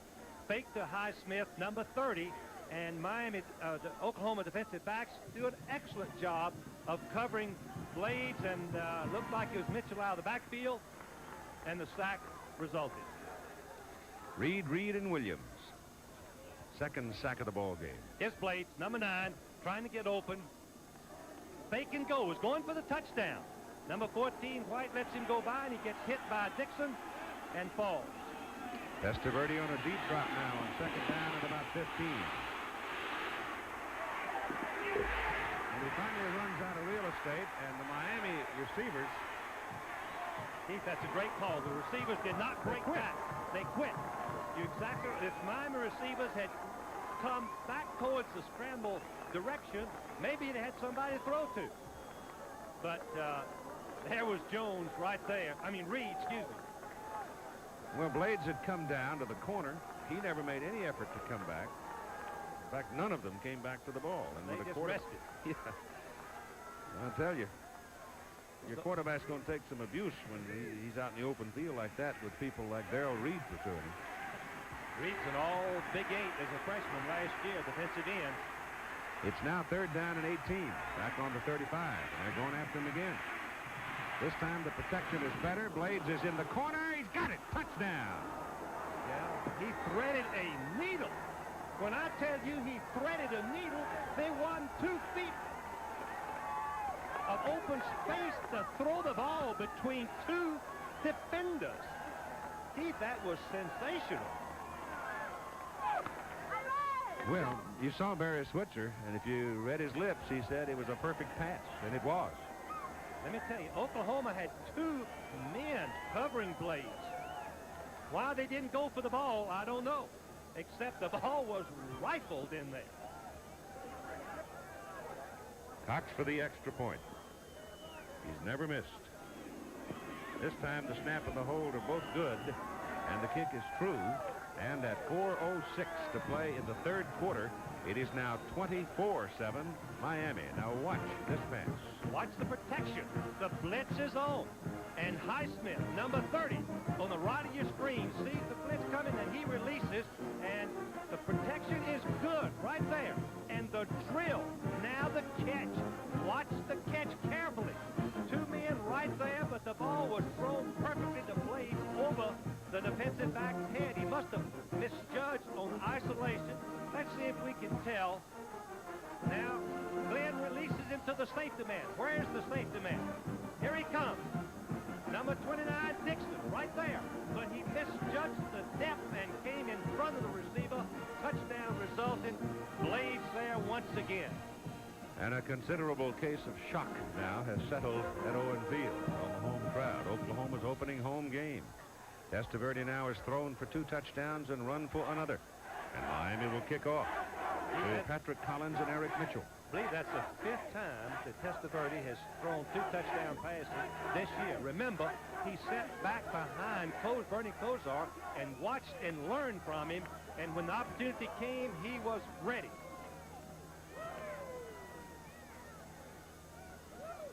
There's the scoring drive. And Oklahoma has lost its passing quarterback Troy Aikman to a broken ankle. And the kickoff into the end zone.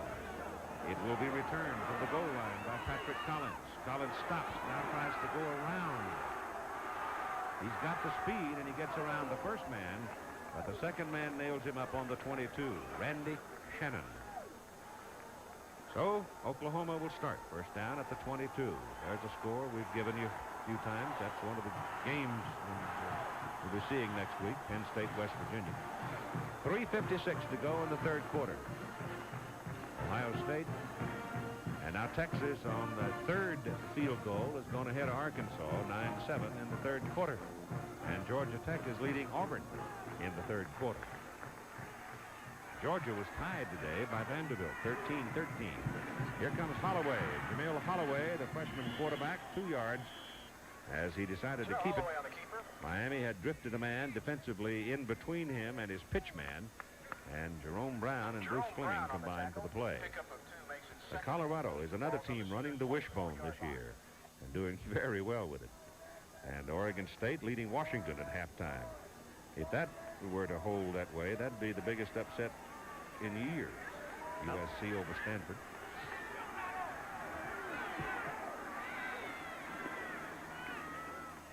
Oh, bad pitch. Fumble, recovery, Miami on the football is John McVay. As Holloway was hit just as he pitched the ball out, and Miami's got a break. Once again, Miami using some stunts on the corner at the bottom of your screen, trying to confuse the young freshman. Now, I guess that was Brown again. Yep, Jerome Brown right through there, hit him in the back and forced the bad pitch. Jerome Brown has been a load all day for Oklahoma. 6'4", 265, a junior from Brooksville, Florida. Oklahoma's defense has been sensational against the run. Have not faced a team, Keith, as we said earlier, that can run and throw like Miami. Bratton from the 22 to the 19. And even though Miami has not made a lot of yards, Keith, rushing the football, they have forced Oklahoma to stay honest, to stay up there to stop the run, and that's what's letting the passing continue to be successful.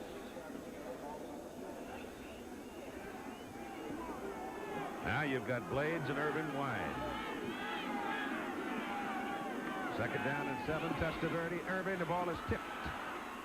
At the line of scrimmage, or just behind the line of scrimmage, linebacker Brian Bosworth reached up and nipped the ball. It lost its velocity, and it's a good thing for Oklahoma because Irvin was open. Once again, notice carefully that number 44, Bosworth, is going to get his hands up right there. That right palm knocks the ball down. As you can see, Irvin coming in would have been a touchdown, or at least a nice game. So it's 3rd and 7 from the 19 of Oklahoma. Blitz on, they pick it up. Testaverde shoots it, intended for Smith, and the ball is knocked away by Brian Bosworth. Most of the time we think of great linebackers predominantly good against the run. Bosworth has made 2 sensational plays against the pass. This one, he dives. He leaves his feet. Watch right here. He just goes right out and dives and knocks the ball out of the hands of the receiver at the last instant. Tremendous play. We didn't call his name much, in fact, not at all the first half, but he's been very obvious in the third quarter. 36-yard field goal try by Greg Cox. And he got it. And it's 27-7 now, with 2 minutes and 34 seconds to play in the third quarter. Miami has control.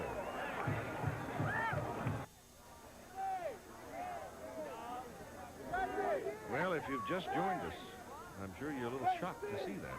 A 20-point lead for the Miami Hurricanes with 2:34 to go in the third quarter. The Oklahoma Sooners have not been able to do much in this second half. They haven't done all that much in the whole ball game insofar as mounting any kind of consistency in the offensive attack. Miami defense has just seemed to be getting better and better against the wishbone, in particular giving the young freshman quarterback playing for the injured Aikman some real problems. That's Collins drifting under it, a yard deep in the end zone. Patrick looking for a crack, and he almost found one. He got himself out across the 25 to the 26 with 2:29 to go in the third quarter. And tonight, that's what we have for you. The World Series, Game 1.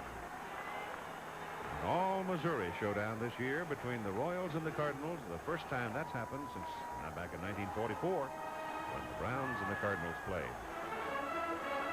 Geez, you weren't born then, were you? I remember the Browns winning during the war. Kai Kyler was my big hero that year. But he was the manager in Atlanta when I was growing up.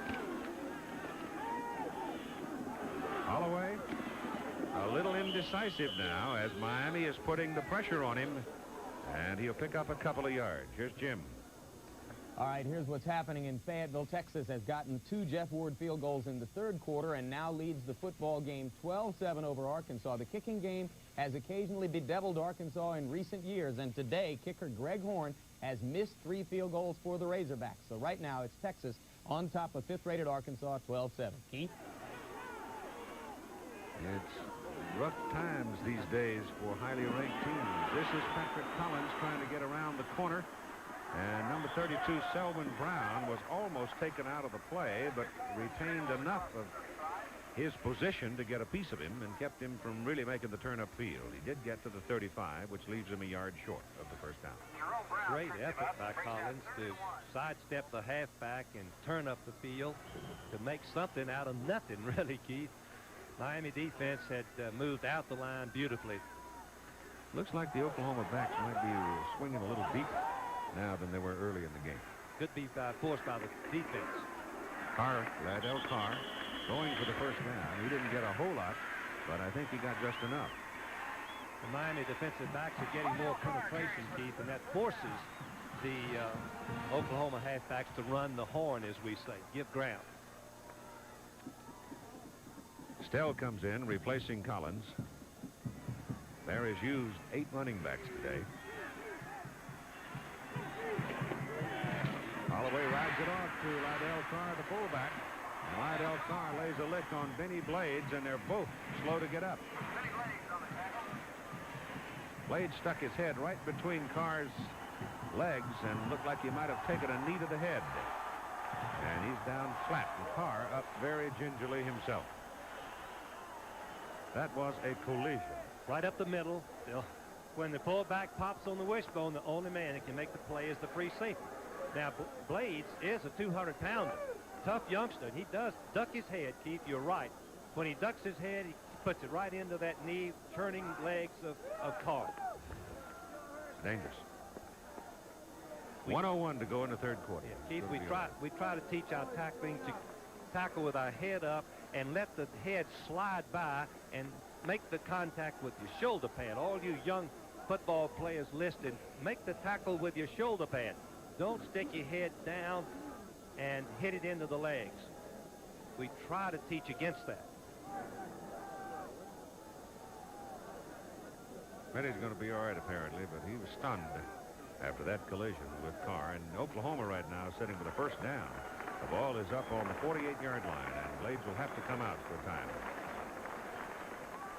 Looking at the top 10, Iowa losing at halftime, Oklahoma losing, Michigan winning, Penn State won, Arkansas losing, Nebraska won, Auburn losing, Air Force won, and Ohio State won. BYU plays tonight. They take it back inside. They're working Carr hard, and the big 215-pounder will get about 4 yards on that carry to make it 2nd down and 6. Most teams that run the wishbone alternate their fullbacks, Keith. It's such a punishing position to fire into that middle on virtually every play and take the pounding from the guard, tackles, and linebackers. Oklahoma's picked up 314 yards on 16 first downs, but they've scored only 7 points. And there's very little gain on that play as Holloway is brought down by Darren McMurray. And we're winding into the final seconds of the 3rd quarter, and I think they're going to let the clock run out. 27-7. Miami leads by 20. And Oklahoma is content to let the 3rd quarter run out. So we'll be back. Quarter of play, just 15 minutes remaining. Oklahoma trailing by 20, 27-20. Miami taking control of the ball game. It is 3rd down and 5 for the Sooners. At the Miami 47-yard line, Jameel Holloway keeping the ball and gets the 1st down at the 36 of Miami. Troy Aikman gone with a broken ankle, and the freshman quarterback having to step in and carry the load. True triple option. Sink the ball in the fullback's pocket right there. Run and see what the defensive end's going to do. He takes the outside, takes the pitch, so you keep it as quarterback and turn up and make the yardage. On 1st down, Holloway gives the ball to Lydell Carr. And Carr picks up about 5. But I don't know if there's enough time left to keep on pounding away at 3, 4, 5 yards a clip. Here are the stats. Oklahoma leads in first downs in rushing, Miami in passing, and total yardage. The key being the injury to the quarterback of Oklahoma, Aikman, and 2 turnovers resulting by the freshman. Holloway keeping the ball again, turns it upfield, and he's close to another 1st down. But right now, it is Carr and Holloway doing virtually all of the work. See, the Oklahoma offense has had 1 fumble, 1 interception, 1 missed field goal, 1 blocked field goal, and failed on a 4th down, all in the first 3 quarters. Had some opportunities that they couldn't cash in on. That big old 98 walking right there. He's Jerome Brown has been all over the football field today. Jerome Brown is a junior. Number 98. Playing right over the offensive guard, Farrah. Pushes him to the ground and just pursues out the line. Won't give up. Chase that football. Take the proper angle where you can make the play. Number 88, Jerome Brown, has had a sensational game, Keith. Blocking that field goal may have been the turning point. Could be. 26-yard line of Miami now. 1st down, Oklahoma. And Holloway gets loose in the middle. And we'll get about 4. Close to 5. Make it 4. Well, Brown had penetration again. Looked like he missed the tackle in the backfield. Brown penetrates number 98. Jimmy Johnson has always wanted penetration against the wishbone. So we see a little penetration right here by Brown. Number 98 diving, but Holloway is too quick and gets away from it. Holloway now with 40 yards on the ground. Gives to Carr, the fullback. And on 2nd down and 6, Carr is just at the 20. So they need about 3.5 yards, close to 4. And again, Brown has the tackle. Keith, even though you know your 2nd-string quarterback has to be ready in case of an injury, most coaches, and I'm sure Barry does the same thing, you set up your practice and your starter gets about 2/3 of the work. A young quarterback about 1/3. So Holloway is playing with about 1/3 of the work that less than half the work of Aikman. Keeps it, gets the 1st down. And he's just inside the 13 of Miami. He turned on a dime, 90 degrees. The distinguishing quality of a wishbone quarterback is cut it 90 degrees without slowing up. Fake to the fullback, right in the line. Go out, nothing there, turn it up. Right there, turns it up with speed. He turns it up with a little quickness there and takes a missed tackle. Now they finally give it to another back, Damon Stell, and Stell from the 13 to about the 8. And time remaining in the game, 12:35. I'll go back to what I said a while ago. This kind of an attack eats a lot of time off the clock. You want to be ahead with this style of play, and Bereswitz's teams have won 118 times and lost only 23 running this style. But I don't remember the last time they were creating about 20 points in the fourth quarter. Maybe never. Holloway dancing around and gets to about the 6 before he is rolled down. So they'll be looking at 3rd down and the better part of 4 yards. Well, Myra had Holloway for a loss, but there's a little bit of a mismatch. Holloway at 1.7 and Quick as a hiccup, a water bug, whichever you've already defined him, Keith. Myra, the linebacker, 225, just missed him in the backfield. Ball's on the 6. They need more than 3. It's close to 4. Give the ball to Stell again. And Stell diving for the 3 is close, but I don't know. Keith, it's going to be right on the marker. Close to the first down, if not the first down. Well, it's going to be... Don't think they got the spot. Maybe about an inch short, but it's very close.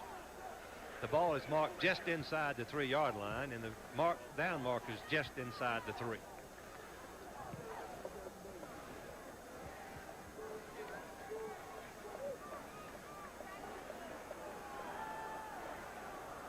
You're wrong. It's 4 inches. You were right. It was short.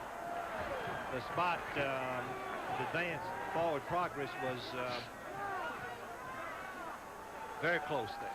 9 different runners have totaled 204 yards for Oklahoma. They're looking now at 4th and about 4 inches.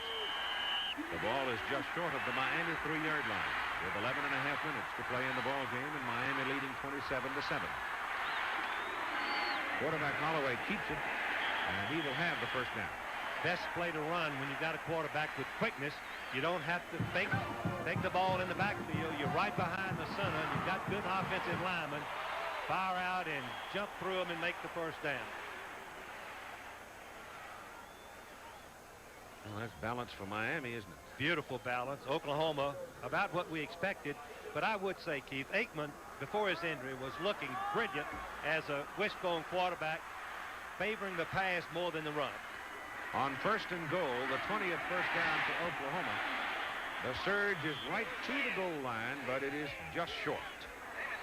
And it was Damon Stell carrying the ball. The offensive line of Oklahoma has done yeoman work. That's Hudson, Pope, Simpson, Phillips, and Greg Johnson. Well, we have an injured player. Number 58 is linebacker. Bruce Fleming, the senior from Monaca, Pennsylvania, hurt on the previous play. Timeout for him. Well, Bruce Fleming is still down and got trapped in the bottom of that melee around the goal line. And they've not been able to get him up as yet. 10:52 to play in the ball game. Oklahoma has had the football in this possession about 6 minutes and 40 seconds. And yet they have not stuck it in the end zone as yet. They're very close. Green Bay Packers will be the next to challenge the high-rolling Chicago Bears on our presentation of ABC's NFL Monday Night Football this coming Monday at 9 Eastern Time. The Oklahoma rushing in this ball game, Carr has 78 yards. Holloway has 51 yards, but Collins, Stafford, Perry, Aikman, Anderson, Maloney all have yardage to their totals, and Stell is about to get even with things. Damon is now -2. Keith, what this tells you, in Oklahoma playing this many running backs, they're all young. He hasn't been able to really judge which of the backs are going to come to the top and be the first teamers. So we're still waiting on the injured player. Let's spend a moment with Jim Lampley. All right, and more from Fayetteville, Arkansas, where Jeff Ward has now kicked his 5th field goal for Texas. It's 15-7 Longhorns with about 12 minutes to go. Ward now 5 for 5 in the game, and the 5 field goals are a school record. Remember, earlier today, Dale Klein of Nebraska kicked 7 to tie an NCAA record. And my question to Frank Broyles, particularly with all the artificial turf that college teams are playing on now, would you eliminate the kicking tee? Yes, Jim, I would eliminate the kicking tee, and I would move the goalposts back to their original size that we had them before 1958. I think that the field goal has become too dominant in football today, and make it where it's tough to kick it. I'm not sure what would happen to the sidewinders that we see today that in college so many of them might not be able to get the ball high enough, and we might see more straight ahead kickers, Jim. You can see Fleming now is coming off the field. They put the leg brace on him. That's why what they ran back to get. So there's another leg injury. Oklahoma lost its quarterback to a fractured ankle, and now Fleming is hobbling off the field. Oklahoma has only thrown one pass in the second half of play with Holloway at quarterback, and that was intercepted. Now it is second down and goal. Well, Keith, unless they unpile and he's across the goal line. But the officials had marked it just where he started, about 6 inches from the goal line. Oklahoma. Well, Miami's got too much heft. I mean, you got down there in the middle, you got Derwin Jones 270 and Jerome Brown 265. I mean, those are two big, strong people. One of Oklahoma's favorite scoring plays is the double isolation, turn handed to the halfback and the other fullback, and the other halfback and the fullback leading blockers, and halfback jump over the line. That's what Tillman used to do. Of course, at the same time, when you consider that Oklahoma's offensive front runs from tackle to tackle 280, 265, 265, 275, and 305, you say, well, shoot, they ought to walk through a wall. Well, the defense get lower than the offense, and they build another line of scrimmage about a yard in the backfield, and the defense lining up in the creases, in the gaps, have that advantage on the goal line. They can get some penetration in the gaps, regardless of how big the offensive line might be. We've got a little trouble now, apparently, with the clock showing 10:73. That's a new one. So, while we try to straighten that out, let's check on more scores with Jim. Grant Field Lightning by Bo Jackson. He has just gone 76 yards for the Auburn touchdown that has finally given them the lead against Georgia Tech, 17-14. Bo now over 200 yards in the game. So, in the Heisman Trophy race at this moment, you have Chuck Long in a struggle against Michigan, but playing well in Iowa City. Bo Jackson coming through with the big play in Atlanta. Back to you, Keith. And we're still trying to fix the clock. Speaking of Bo Jackson, Keith, I don't think we've seen in our time a runner with as much ability, both power and speed. He weighs about 225, and he runs like a 160-pounder. And he can run over you or outrun you, just according to whatever the situation dictates. Colorado winning big today, the best start they've had in a long time. Iowa State helped them some with 7 turnovers. Well, I'm going to ask you a question now, and you've known Barry Switzer almost all of his life. He's got Patrick Collins in that backfield, who is a great leaper. Now, I've seen Collins go up and dunk the football over the goalpost. I know he can jump. Why don't we give somebody like that a chance to go over the top here? Keith, I think they will. The wishbone is a little bit handicapped more than the I formation. You can go over the top easily with an I tailback 7 yards. The wishbone tailbacks don't really have that opportunity unless they go across the backfield. And that's normally what Oklahoma runs. They do leap and go over, as you mentioned, but they cross the line of scrimmage from the right to the left to accomplish that. And they're having to roll the clock down, I guess, to reset it. I don't know exactly what they're doing with it because they're still fiddling around with it. The Ivy League scores there. This was the 64th consecutive sellout at Memorial Stadium for the University of Oklahoma. They didn't open their season until the 28th of September, and they were the preseason pick for #1 by a lot of people. And their offense was just not totally, it just wasn't effective against Minnesota. They won by 6 points. They won by 7 points against Texas. And now here they are. They're getting whacked around pretty good by Miami. Keith, all the backs, names that you have called are sophomores or less. You cannot speed up the process of experience. When you're playing 10 backs, you just never get in the rhythm of the ball game, and Barry doesn't know which one to play. They all look about the same, and he's trying to find one that will stand out and be the one that will make them a good football team. We're just about ready for the clock to roll, and we've got it set now at 10 minutes and 32 seconds, and it's 3rd down and goal for Oklahoma. The ball is a half a yard away from the goal line.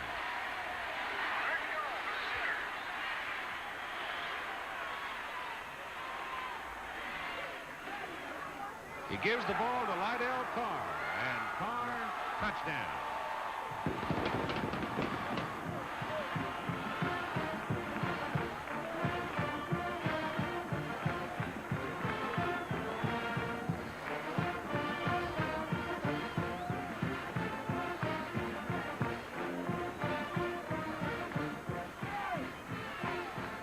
Here it is. Carr just goes over the top. And Keith had already asked why, and as the ball breaks the plane, all it has to do is break imaginary plane upward from the goal line, and officials signal touchdown. Lasher's extra point is good. You've got 10 minutes and 28 seconds to play in the game, 27 to 14, but Oklahoma required 7 minutes plus for that touchdown. The Miami Hurricanes are anticipating onside kick here from Oklahoma. They've got backs, receivers, and defensive backs up along the receiving line for the Oklahoma kickoff. Todd Thompson will kick it for Oklahoma. Harriman and Kintai are deep for Miami, and Thompson kicks it away. Well, that'll probably hinder somewhat. He just let that thing die down in the end zone. Because when you got all those backs and receivers and everybody like that up there, you can't expect a whole lot of blocking to get you back upfield. All right, Tim Brent. Keith, we're on the Miami sideline where they have just finished working with Bruce Fleming. It is a sprained left knee. He is extremely dejected right now and upset because of the injury itself. He's being consoled here by the priest on the sidelines of Miami, but it is a sprained knee. They will not know the extent or the damage of that knee until it is examined further after the game, but right now they say it is a sprained knee. He will not be back the rest of the afternoon. All right, 10:28 to play in the game, 27 to 14. Miami leads Oklahoma. Testaverde on the snap from the 20 gives to Alonzo Highsmith, and Highsmith is dragged down for a 2-yard loss. Kevin Murphy, I believe. Yep. Goodness, Keith, what a play. He took on the blocker, and just the block didn't faze him. He goes right out and makes the play for a loss, something that Oklahoma needed right now. Some enthusiasm, some momentum to try to stop this Miami offense. Might force Testaverde into throwing the ball, and I would think that's probably the last thing he wants to do at this point. But he's going to throw it, Keith. They've got confidence. Don't worry about that. They may not want to, but they will. Here's the blitz. That's Oliver. Darrell Oliver gets to the 19, and it's 3rd and 11. Now Jimmy Johnson, the head coaches dictate the run-pass ratio of a football team. The coach up in the press box calls the plays, Keith, but the head coach dictates how many we're going to throw. In this situation, what are we going to throw? So Jimmy's got it on his shoulders to call. Arkansas has scored, but missed a 2-point conversion and trail now by 2 as David Kintai is in at flanker for Miami on 3rd down 11. And Testaverde to throw it. And zips it. And he hits Kintai on the money. And his second effort, the initial contact was short of the first down, but Kintai slipped away from Sonny Brown and gets the first down. Kintai is going to go out in the flat. Brown plays it beautifully, reacts on the throw, but Kintai escapes. He just catches the ball in enough time to gain his balance and then twists for the first down. And the ball is out at the 32. And there's the time remaining, and that got Miami off the hook. They lead 27 to 14. And the ball to Highsmith. And he's buried right at the line of scrimmage. Curtis Williams, the nose tackle, the first man to get him. One thing, Keith, about this style of play,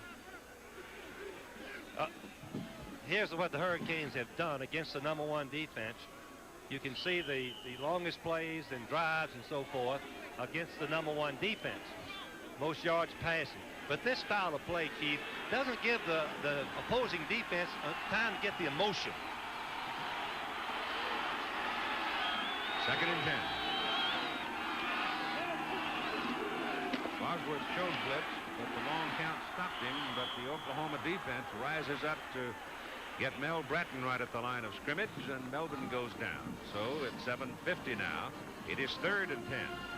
When you stop the opposing team like Oklahoma has done twice on 1st and 2nd down, and then the quarterback with a rifle arm, excellent receivers, good protection, throws for the 1st down, Keith, it's demoralizing. It's hard to get that momentum going for you against this style of offense. They're anticipating pass, obviously, on 3rd and 10. Nichols defense.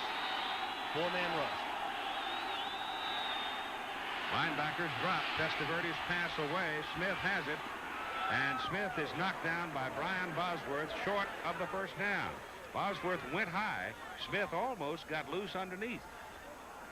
Tight end Smith caught 66 passes. Last year he had 12 against Maryland, 11 against Florida. Kind of like a running back. After he catches the ball, he's just about as effective making yardage as running backs, but not with the All-American Bosworth thing. He's caught 6 today. Nichols is in to punt now. And Derek Shepard is deep for Oklahoma, standing back just inside his 20. Good punt. 18-yard line, Shepard. Just not enough help back there. He does return it to the 26, a 41-yard punt, 7-yard return, 6:39 to play in the football game. And Oklahoma needs some points if they are to make a threat in the closing seconds. And tonight at 8 o'clock Eastern Time, we hope you'll join us here on ABC for the opening of the World Series, Kansas City and St. Louis. Pitchers are Danny Jackson for the Royals and John Tudor for the Cardinals. Al Michaels, Jim Palmer, Timmy McCarver, Reggie Jackson. Nothing there. I believe that the Miami defense, it appears, has just made up their mind. They're going to get in and force Oklahoma, if possible, to pass the football with a freshman quarterback. As we look at Barry, what a tremendous career he has had at Oklahoma. 20 years he's been here as assistant coach and head coach. This is his 13th year as the head coach. 2nd down and 8. Reverse. This is Patrick Collins, and Collins finally runs out of room up around the 31-yard line. Miami staying at home a little bit better on the reverse plays, Keith. They were burned earlier, but were lucky enough to have the play called back because of a penalty. Keith Jackson, the tight end, has been quiet. When Aiken was a quarterback, Keith Jackson was having a tremendous game. He caught 6 passes. Caught 3 passes. 3 passes. 3 yards. passes for 81. 3rd down and 6. Here's Holloway, a little deeper drop this time. Gets it off to Shepard and throws it too high. He had to drop it in between 2 defenders, and he just couldn't do it. Good call, Keith. The strong safety had dropped back. A one-man pattern, either open or not open. Shepard goes down, fakes deep, and he's open as far as the defensive back is concerned, but the safety man in front made him force it high. Forced the ball high. And it brings on 4th down and Winchester, the punter. And it looks like another undefeated team is going to fall. 6 teams in the top 20 were beaten last weekend. There's about the same number having trouble this week. Kintai calls fair catch and then lets the ball roll, and it takes an Oklahoma bounce, and it's going to roll for a while. It wasn't a very good punt by Winchester, but it had the kind of action on it where it took the roll toward the Miami goal, and it stopped down about the 10, 60 yards. The Miami Hurricanes have respotted the ball at the 12, and Miami will have it now and will try to eat up the clock. Oklahoma needs some luck. Testaverde keeps it on a bootleg and sits down at 21. And he didn't go out of bounds, Keith. Nope. He slid into the boundary but stopped so that the clock would continue to roll. 9 yards. Oklahoma defense is so eager. That's when you're vulnerable to the bootleg. Everybody going with the fake of the backs. Testaverde, watch him slide. And not go out of bounds. Keep the clock going. 2nd and 1.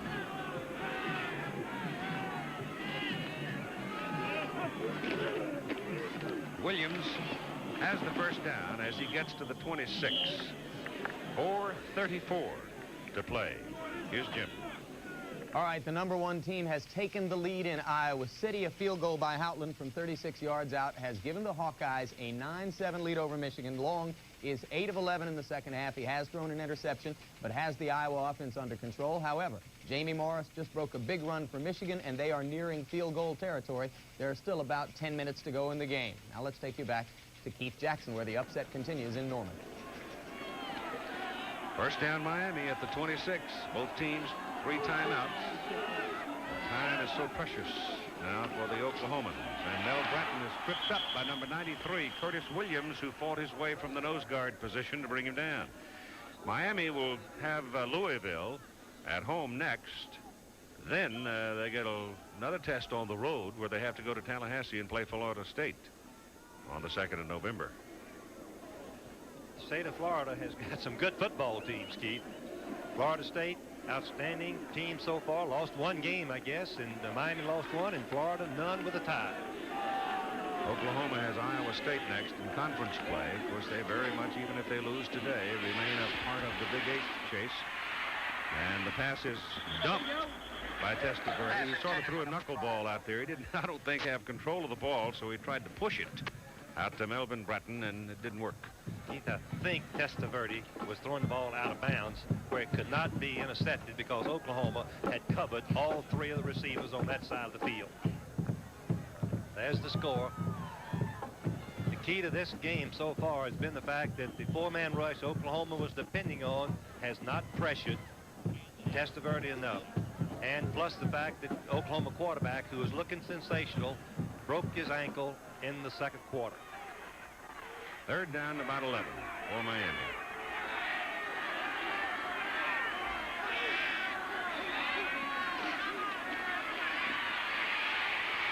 Down he goes. 4th sack of the ball game. Kevin Murphy made 2 big defensive plays here in the last couple of minutes. Kevin Murphy made 144 tackles in 1983, most by down lineman ever at Oklahoma. And you can see how active he is, how quick, how tough. Barry Switzer told me he plays with in a bad attitude, mad attitude all the time. Oklahoma is taking the timeout, Keith.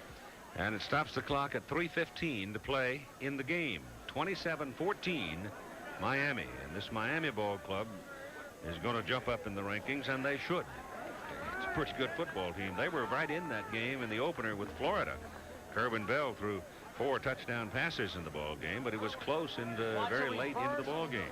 The Miami defense against Florida, Keith, allowed them only 53 yards rushing. Penn State, West Virginia for the eastern part of the country next week, east of the Mississippi, and Nebraska, Colorado, west of the Mississippi. Penn State winning today by 4 at Syracuse, and West Virginia winning at home over BC. Nebraska beat Missouri by 8, and Colorado rolled against Iowa State. I think Colorado may be the biggest turnaround that we've seen in college football in many, many years. Derek Shepard is deep now as Fiegels comes in to punt. End over end. Shepard fields it, has 2 blocks, and returns it inside the 40. 35-yard punt and a 14-yard return. And Derek Shepard that time just made up his mind, I'm going that way. Boom, and away he went. That's the way to return the punt, Keith, when you're in this late stage of the ball game. Turn it up, find your crack, and just hope you can split the defenders and make the long run. Man down for Miami. They've already lost Fleming to a twisted knee. And you've got 3:06 to play in the football game. It's first down Oklahoma at the Miami 38. Well, if they were to hit one quick here, they would still be in the hunt. Brian Smith was the injured Miami player, got up, trotted off the field. Seems all right. First down as Holloway drops straight back, as all day. Goes down the middle with it. The ball is bobbing around, and Jackson can't pull it in. Threw it pretty hard for such a short pass. He had 2 people deep, but they were taken away from him by the Miami secondary. The theory of that particular pattern was to hit Jackson underneath Jackson having 4.6 speed and hope that he could outrun going against the grain and make a big gain out of it. Just didn't work. As I said a while ago, time now is so precious for Oklahoma. Trailing by 13 points. 2nd and 10. Holloway up the middle. What a play, Keith. He gets to the 31-yard line, which leaves him 3 yards short of the first down. Oklahoma is going without the huddle. They need 2 scores, 2 touchdowns, and 2 extra points. The pass is thrown and dropped by Damon Stell. The pass was thrown low and thrown again very hard by Holloway on a short pattern. It was enough yardage for the first down, but Stell couldn't pull it in. Now it's 4th down. 4th. Doesn't it sound funny, Keith, calling Keith Jackson? Mm-hmm. He's a great player. Just a sophomore. Just a sophomore. Highly recruited by everybody. Yeah, but he had good sense. He stayed in the general area, stayed in the home area to play his football. I thought the right decision for him. Holloway drops the football. Tried to pick it up, and an Oklahoma man fell on it. But it was 4th down as the ball was tipped away from Holloway, and number 68, Anthony Phillips, fell on it before Holloway could pick it up. Holloway was going to try to break the rush between Brown and Jones, 98 and 66, and as he comes right up the middle, the ball is just stripped out of him. Just a little bit of inexperience there. The freshman quarterback's substituting for the starter, Troy Aikman. Fumbled the ball.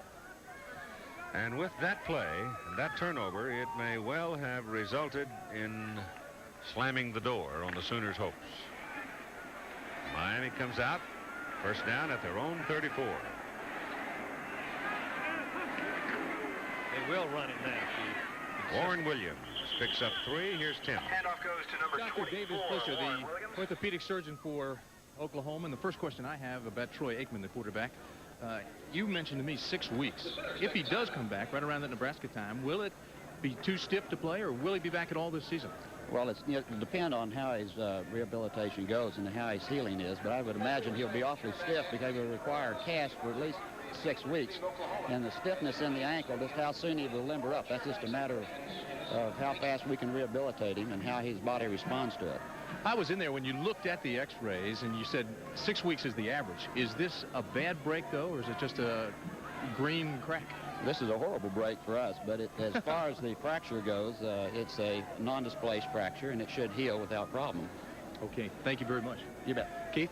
Thank you, Timmy. And it's 2nd down right now for Miami at about 7, as Oklahoma now must start spending its timeouts. They have 1 remaining.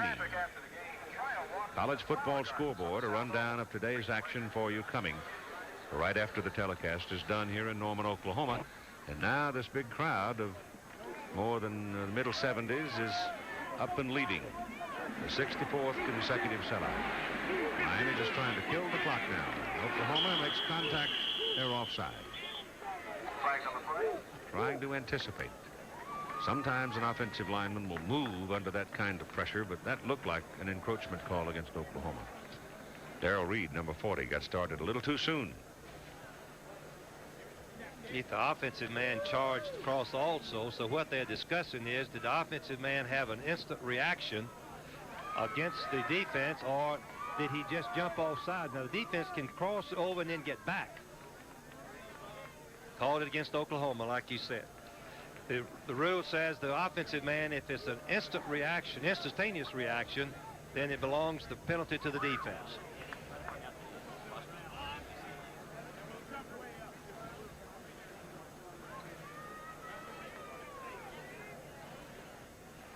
That helped. We had a Miami. dead ball encroachment penalty on the defense.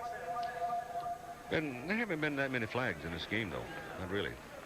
Been a well-played game, and the first quarter and a half, it was fierce. It really was, with both offenses just out-executing the defensive counterparts. 2:23 to go in the game. It's 2nd down and 2 for Miami. And they stay with the ground game, but it's a hard row to hoe when you're trying to run against Oklahoma. No gain at all right there on that carry by Warren Williams, who is a 6-footer, 205-pound sophomore out of Fort Myers. It's backfield for Miami. Testaverde's a junior, backed up by Jeff Toretta, a junior. Williams, a sophomore. Highsmith, a junior. Bratton, a sophomore. Penny, a sophomore. They're young. There's a graphic to give you an idea of how young these two football teams are. Keith, it's amazing that both teams, outstanding as they are, have so many sophomores and freshmen playing in the starting lineup.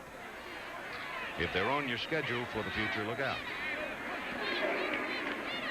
This is Williams, and he'll have the first down, and that will probably do it.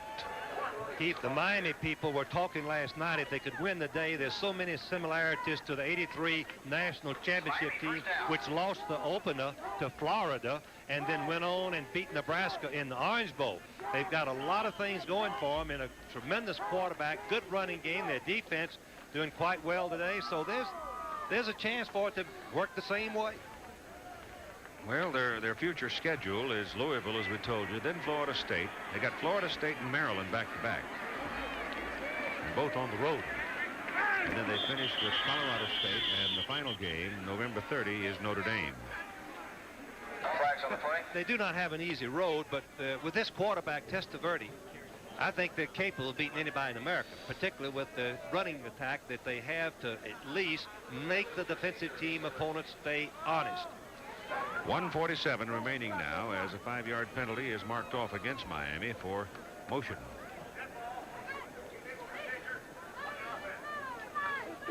So it'll be first down and 15 for the Hurricanes. Stan Berkovich, my old friend of so many years, and now the athletic director at Miami. I don't want to see him. He's got to be walking on air. He'll be 9 feet high. Sam's done a good job of raising money, hired Jimmy Johnson, chose Jimmy late in the season. Jimmy's done a great job of, under tough circumstances last year, Keith, coming in June and trying to coach when Schellenberger left. And now this year, the first full year, spring and fall, he reshaped his defense according to his style, kept the same offense that Schellenberger used. World Series, 8 o'clock tonight. Jackson and Tudor. Going to be a great one, Keith. Those neighborhood rallies, those neighborhood rivalries like this bring a lot of intensity to the game. Loss of the designated hitter, though, may impact Kansas City some. They don't have it this year. The pitchers have got a hit. Second down and 13, and this is Williams getting some work in the late going here. We didn't see a whole lot of Warren during the course of the ball game. He was in early, then gone most of the second and third quarters, and we're now rolling along inside 40 seconds to play in the football game with the Miami Hurricanes coming to Norman, Oklahoma, and against the top defense in the nation, run up a 27-7 lead. It is now 27-14, and the outcome is academic. The Hurricanes will go home with a victory, and the Oklahoma Sooners will face their first loss. This will be the last snap, Keith. Great effort by Miami. Oklahoma has nothing to be ashamed of. Tremendous effort on their part. Miami set the tone for the ball game in the first quarter as Testaverde hooked up with Irvin for a 56-yard pass play. And from that point on until the game was pretty much in hand, it was the forward pass that Miami used to pierce the armor of Oklahoma. And they win it by a final score of 27-14 on the road.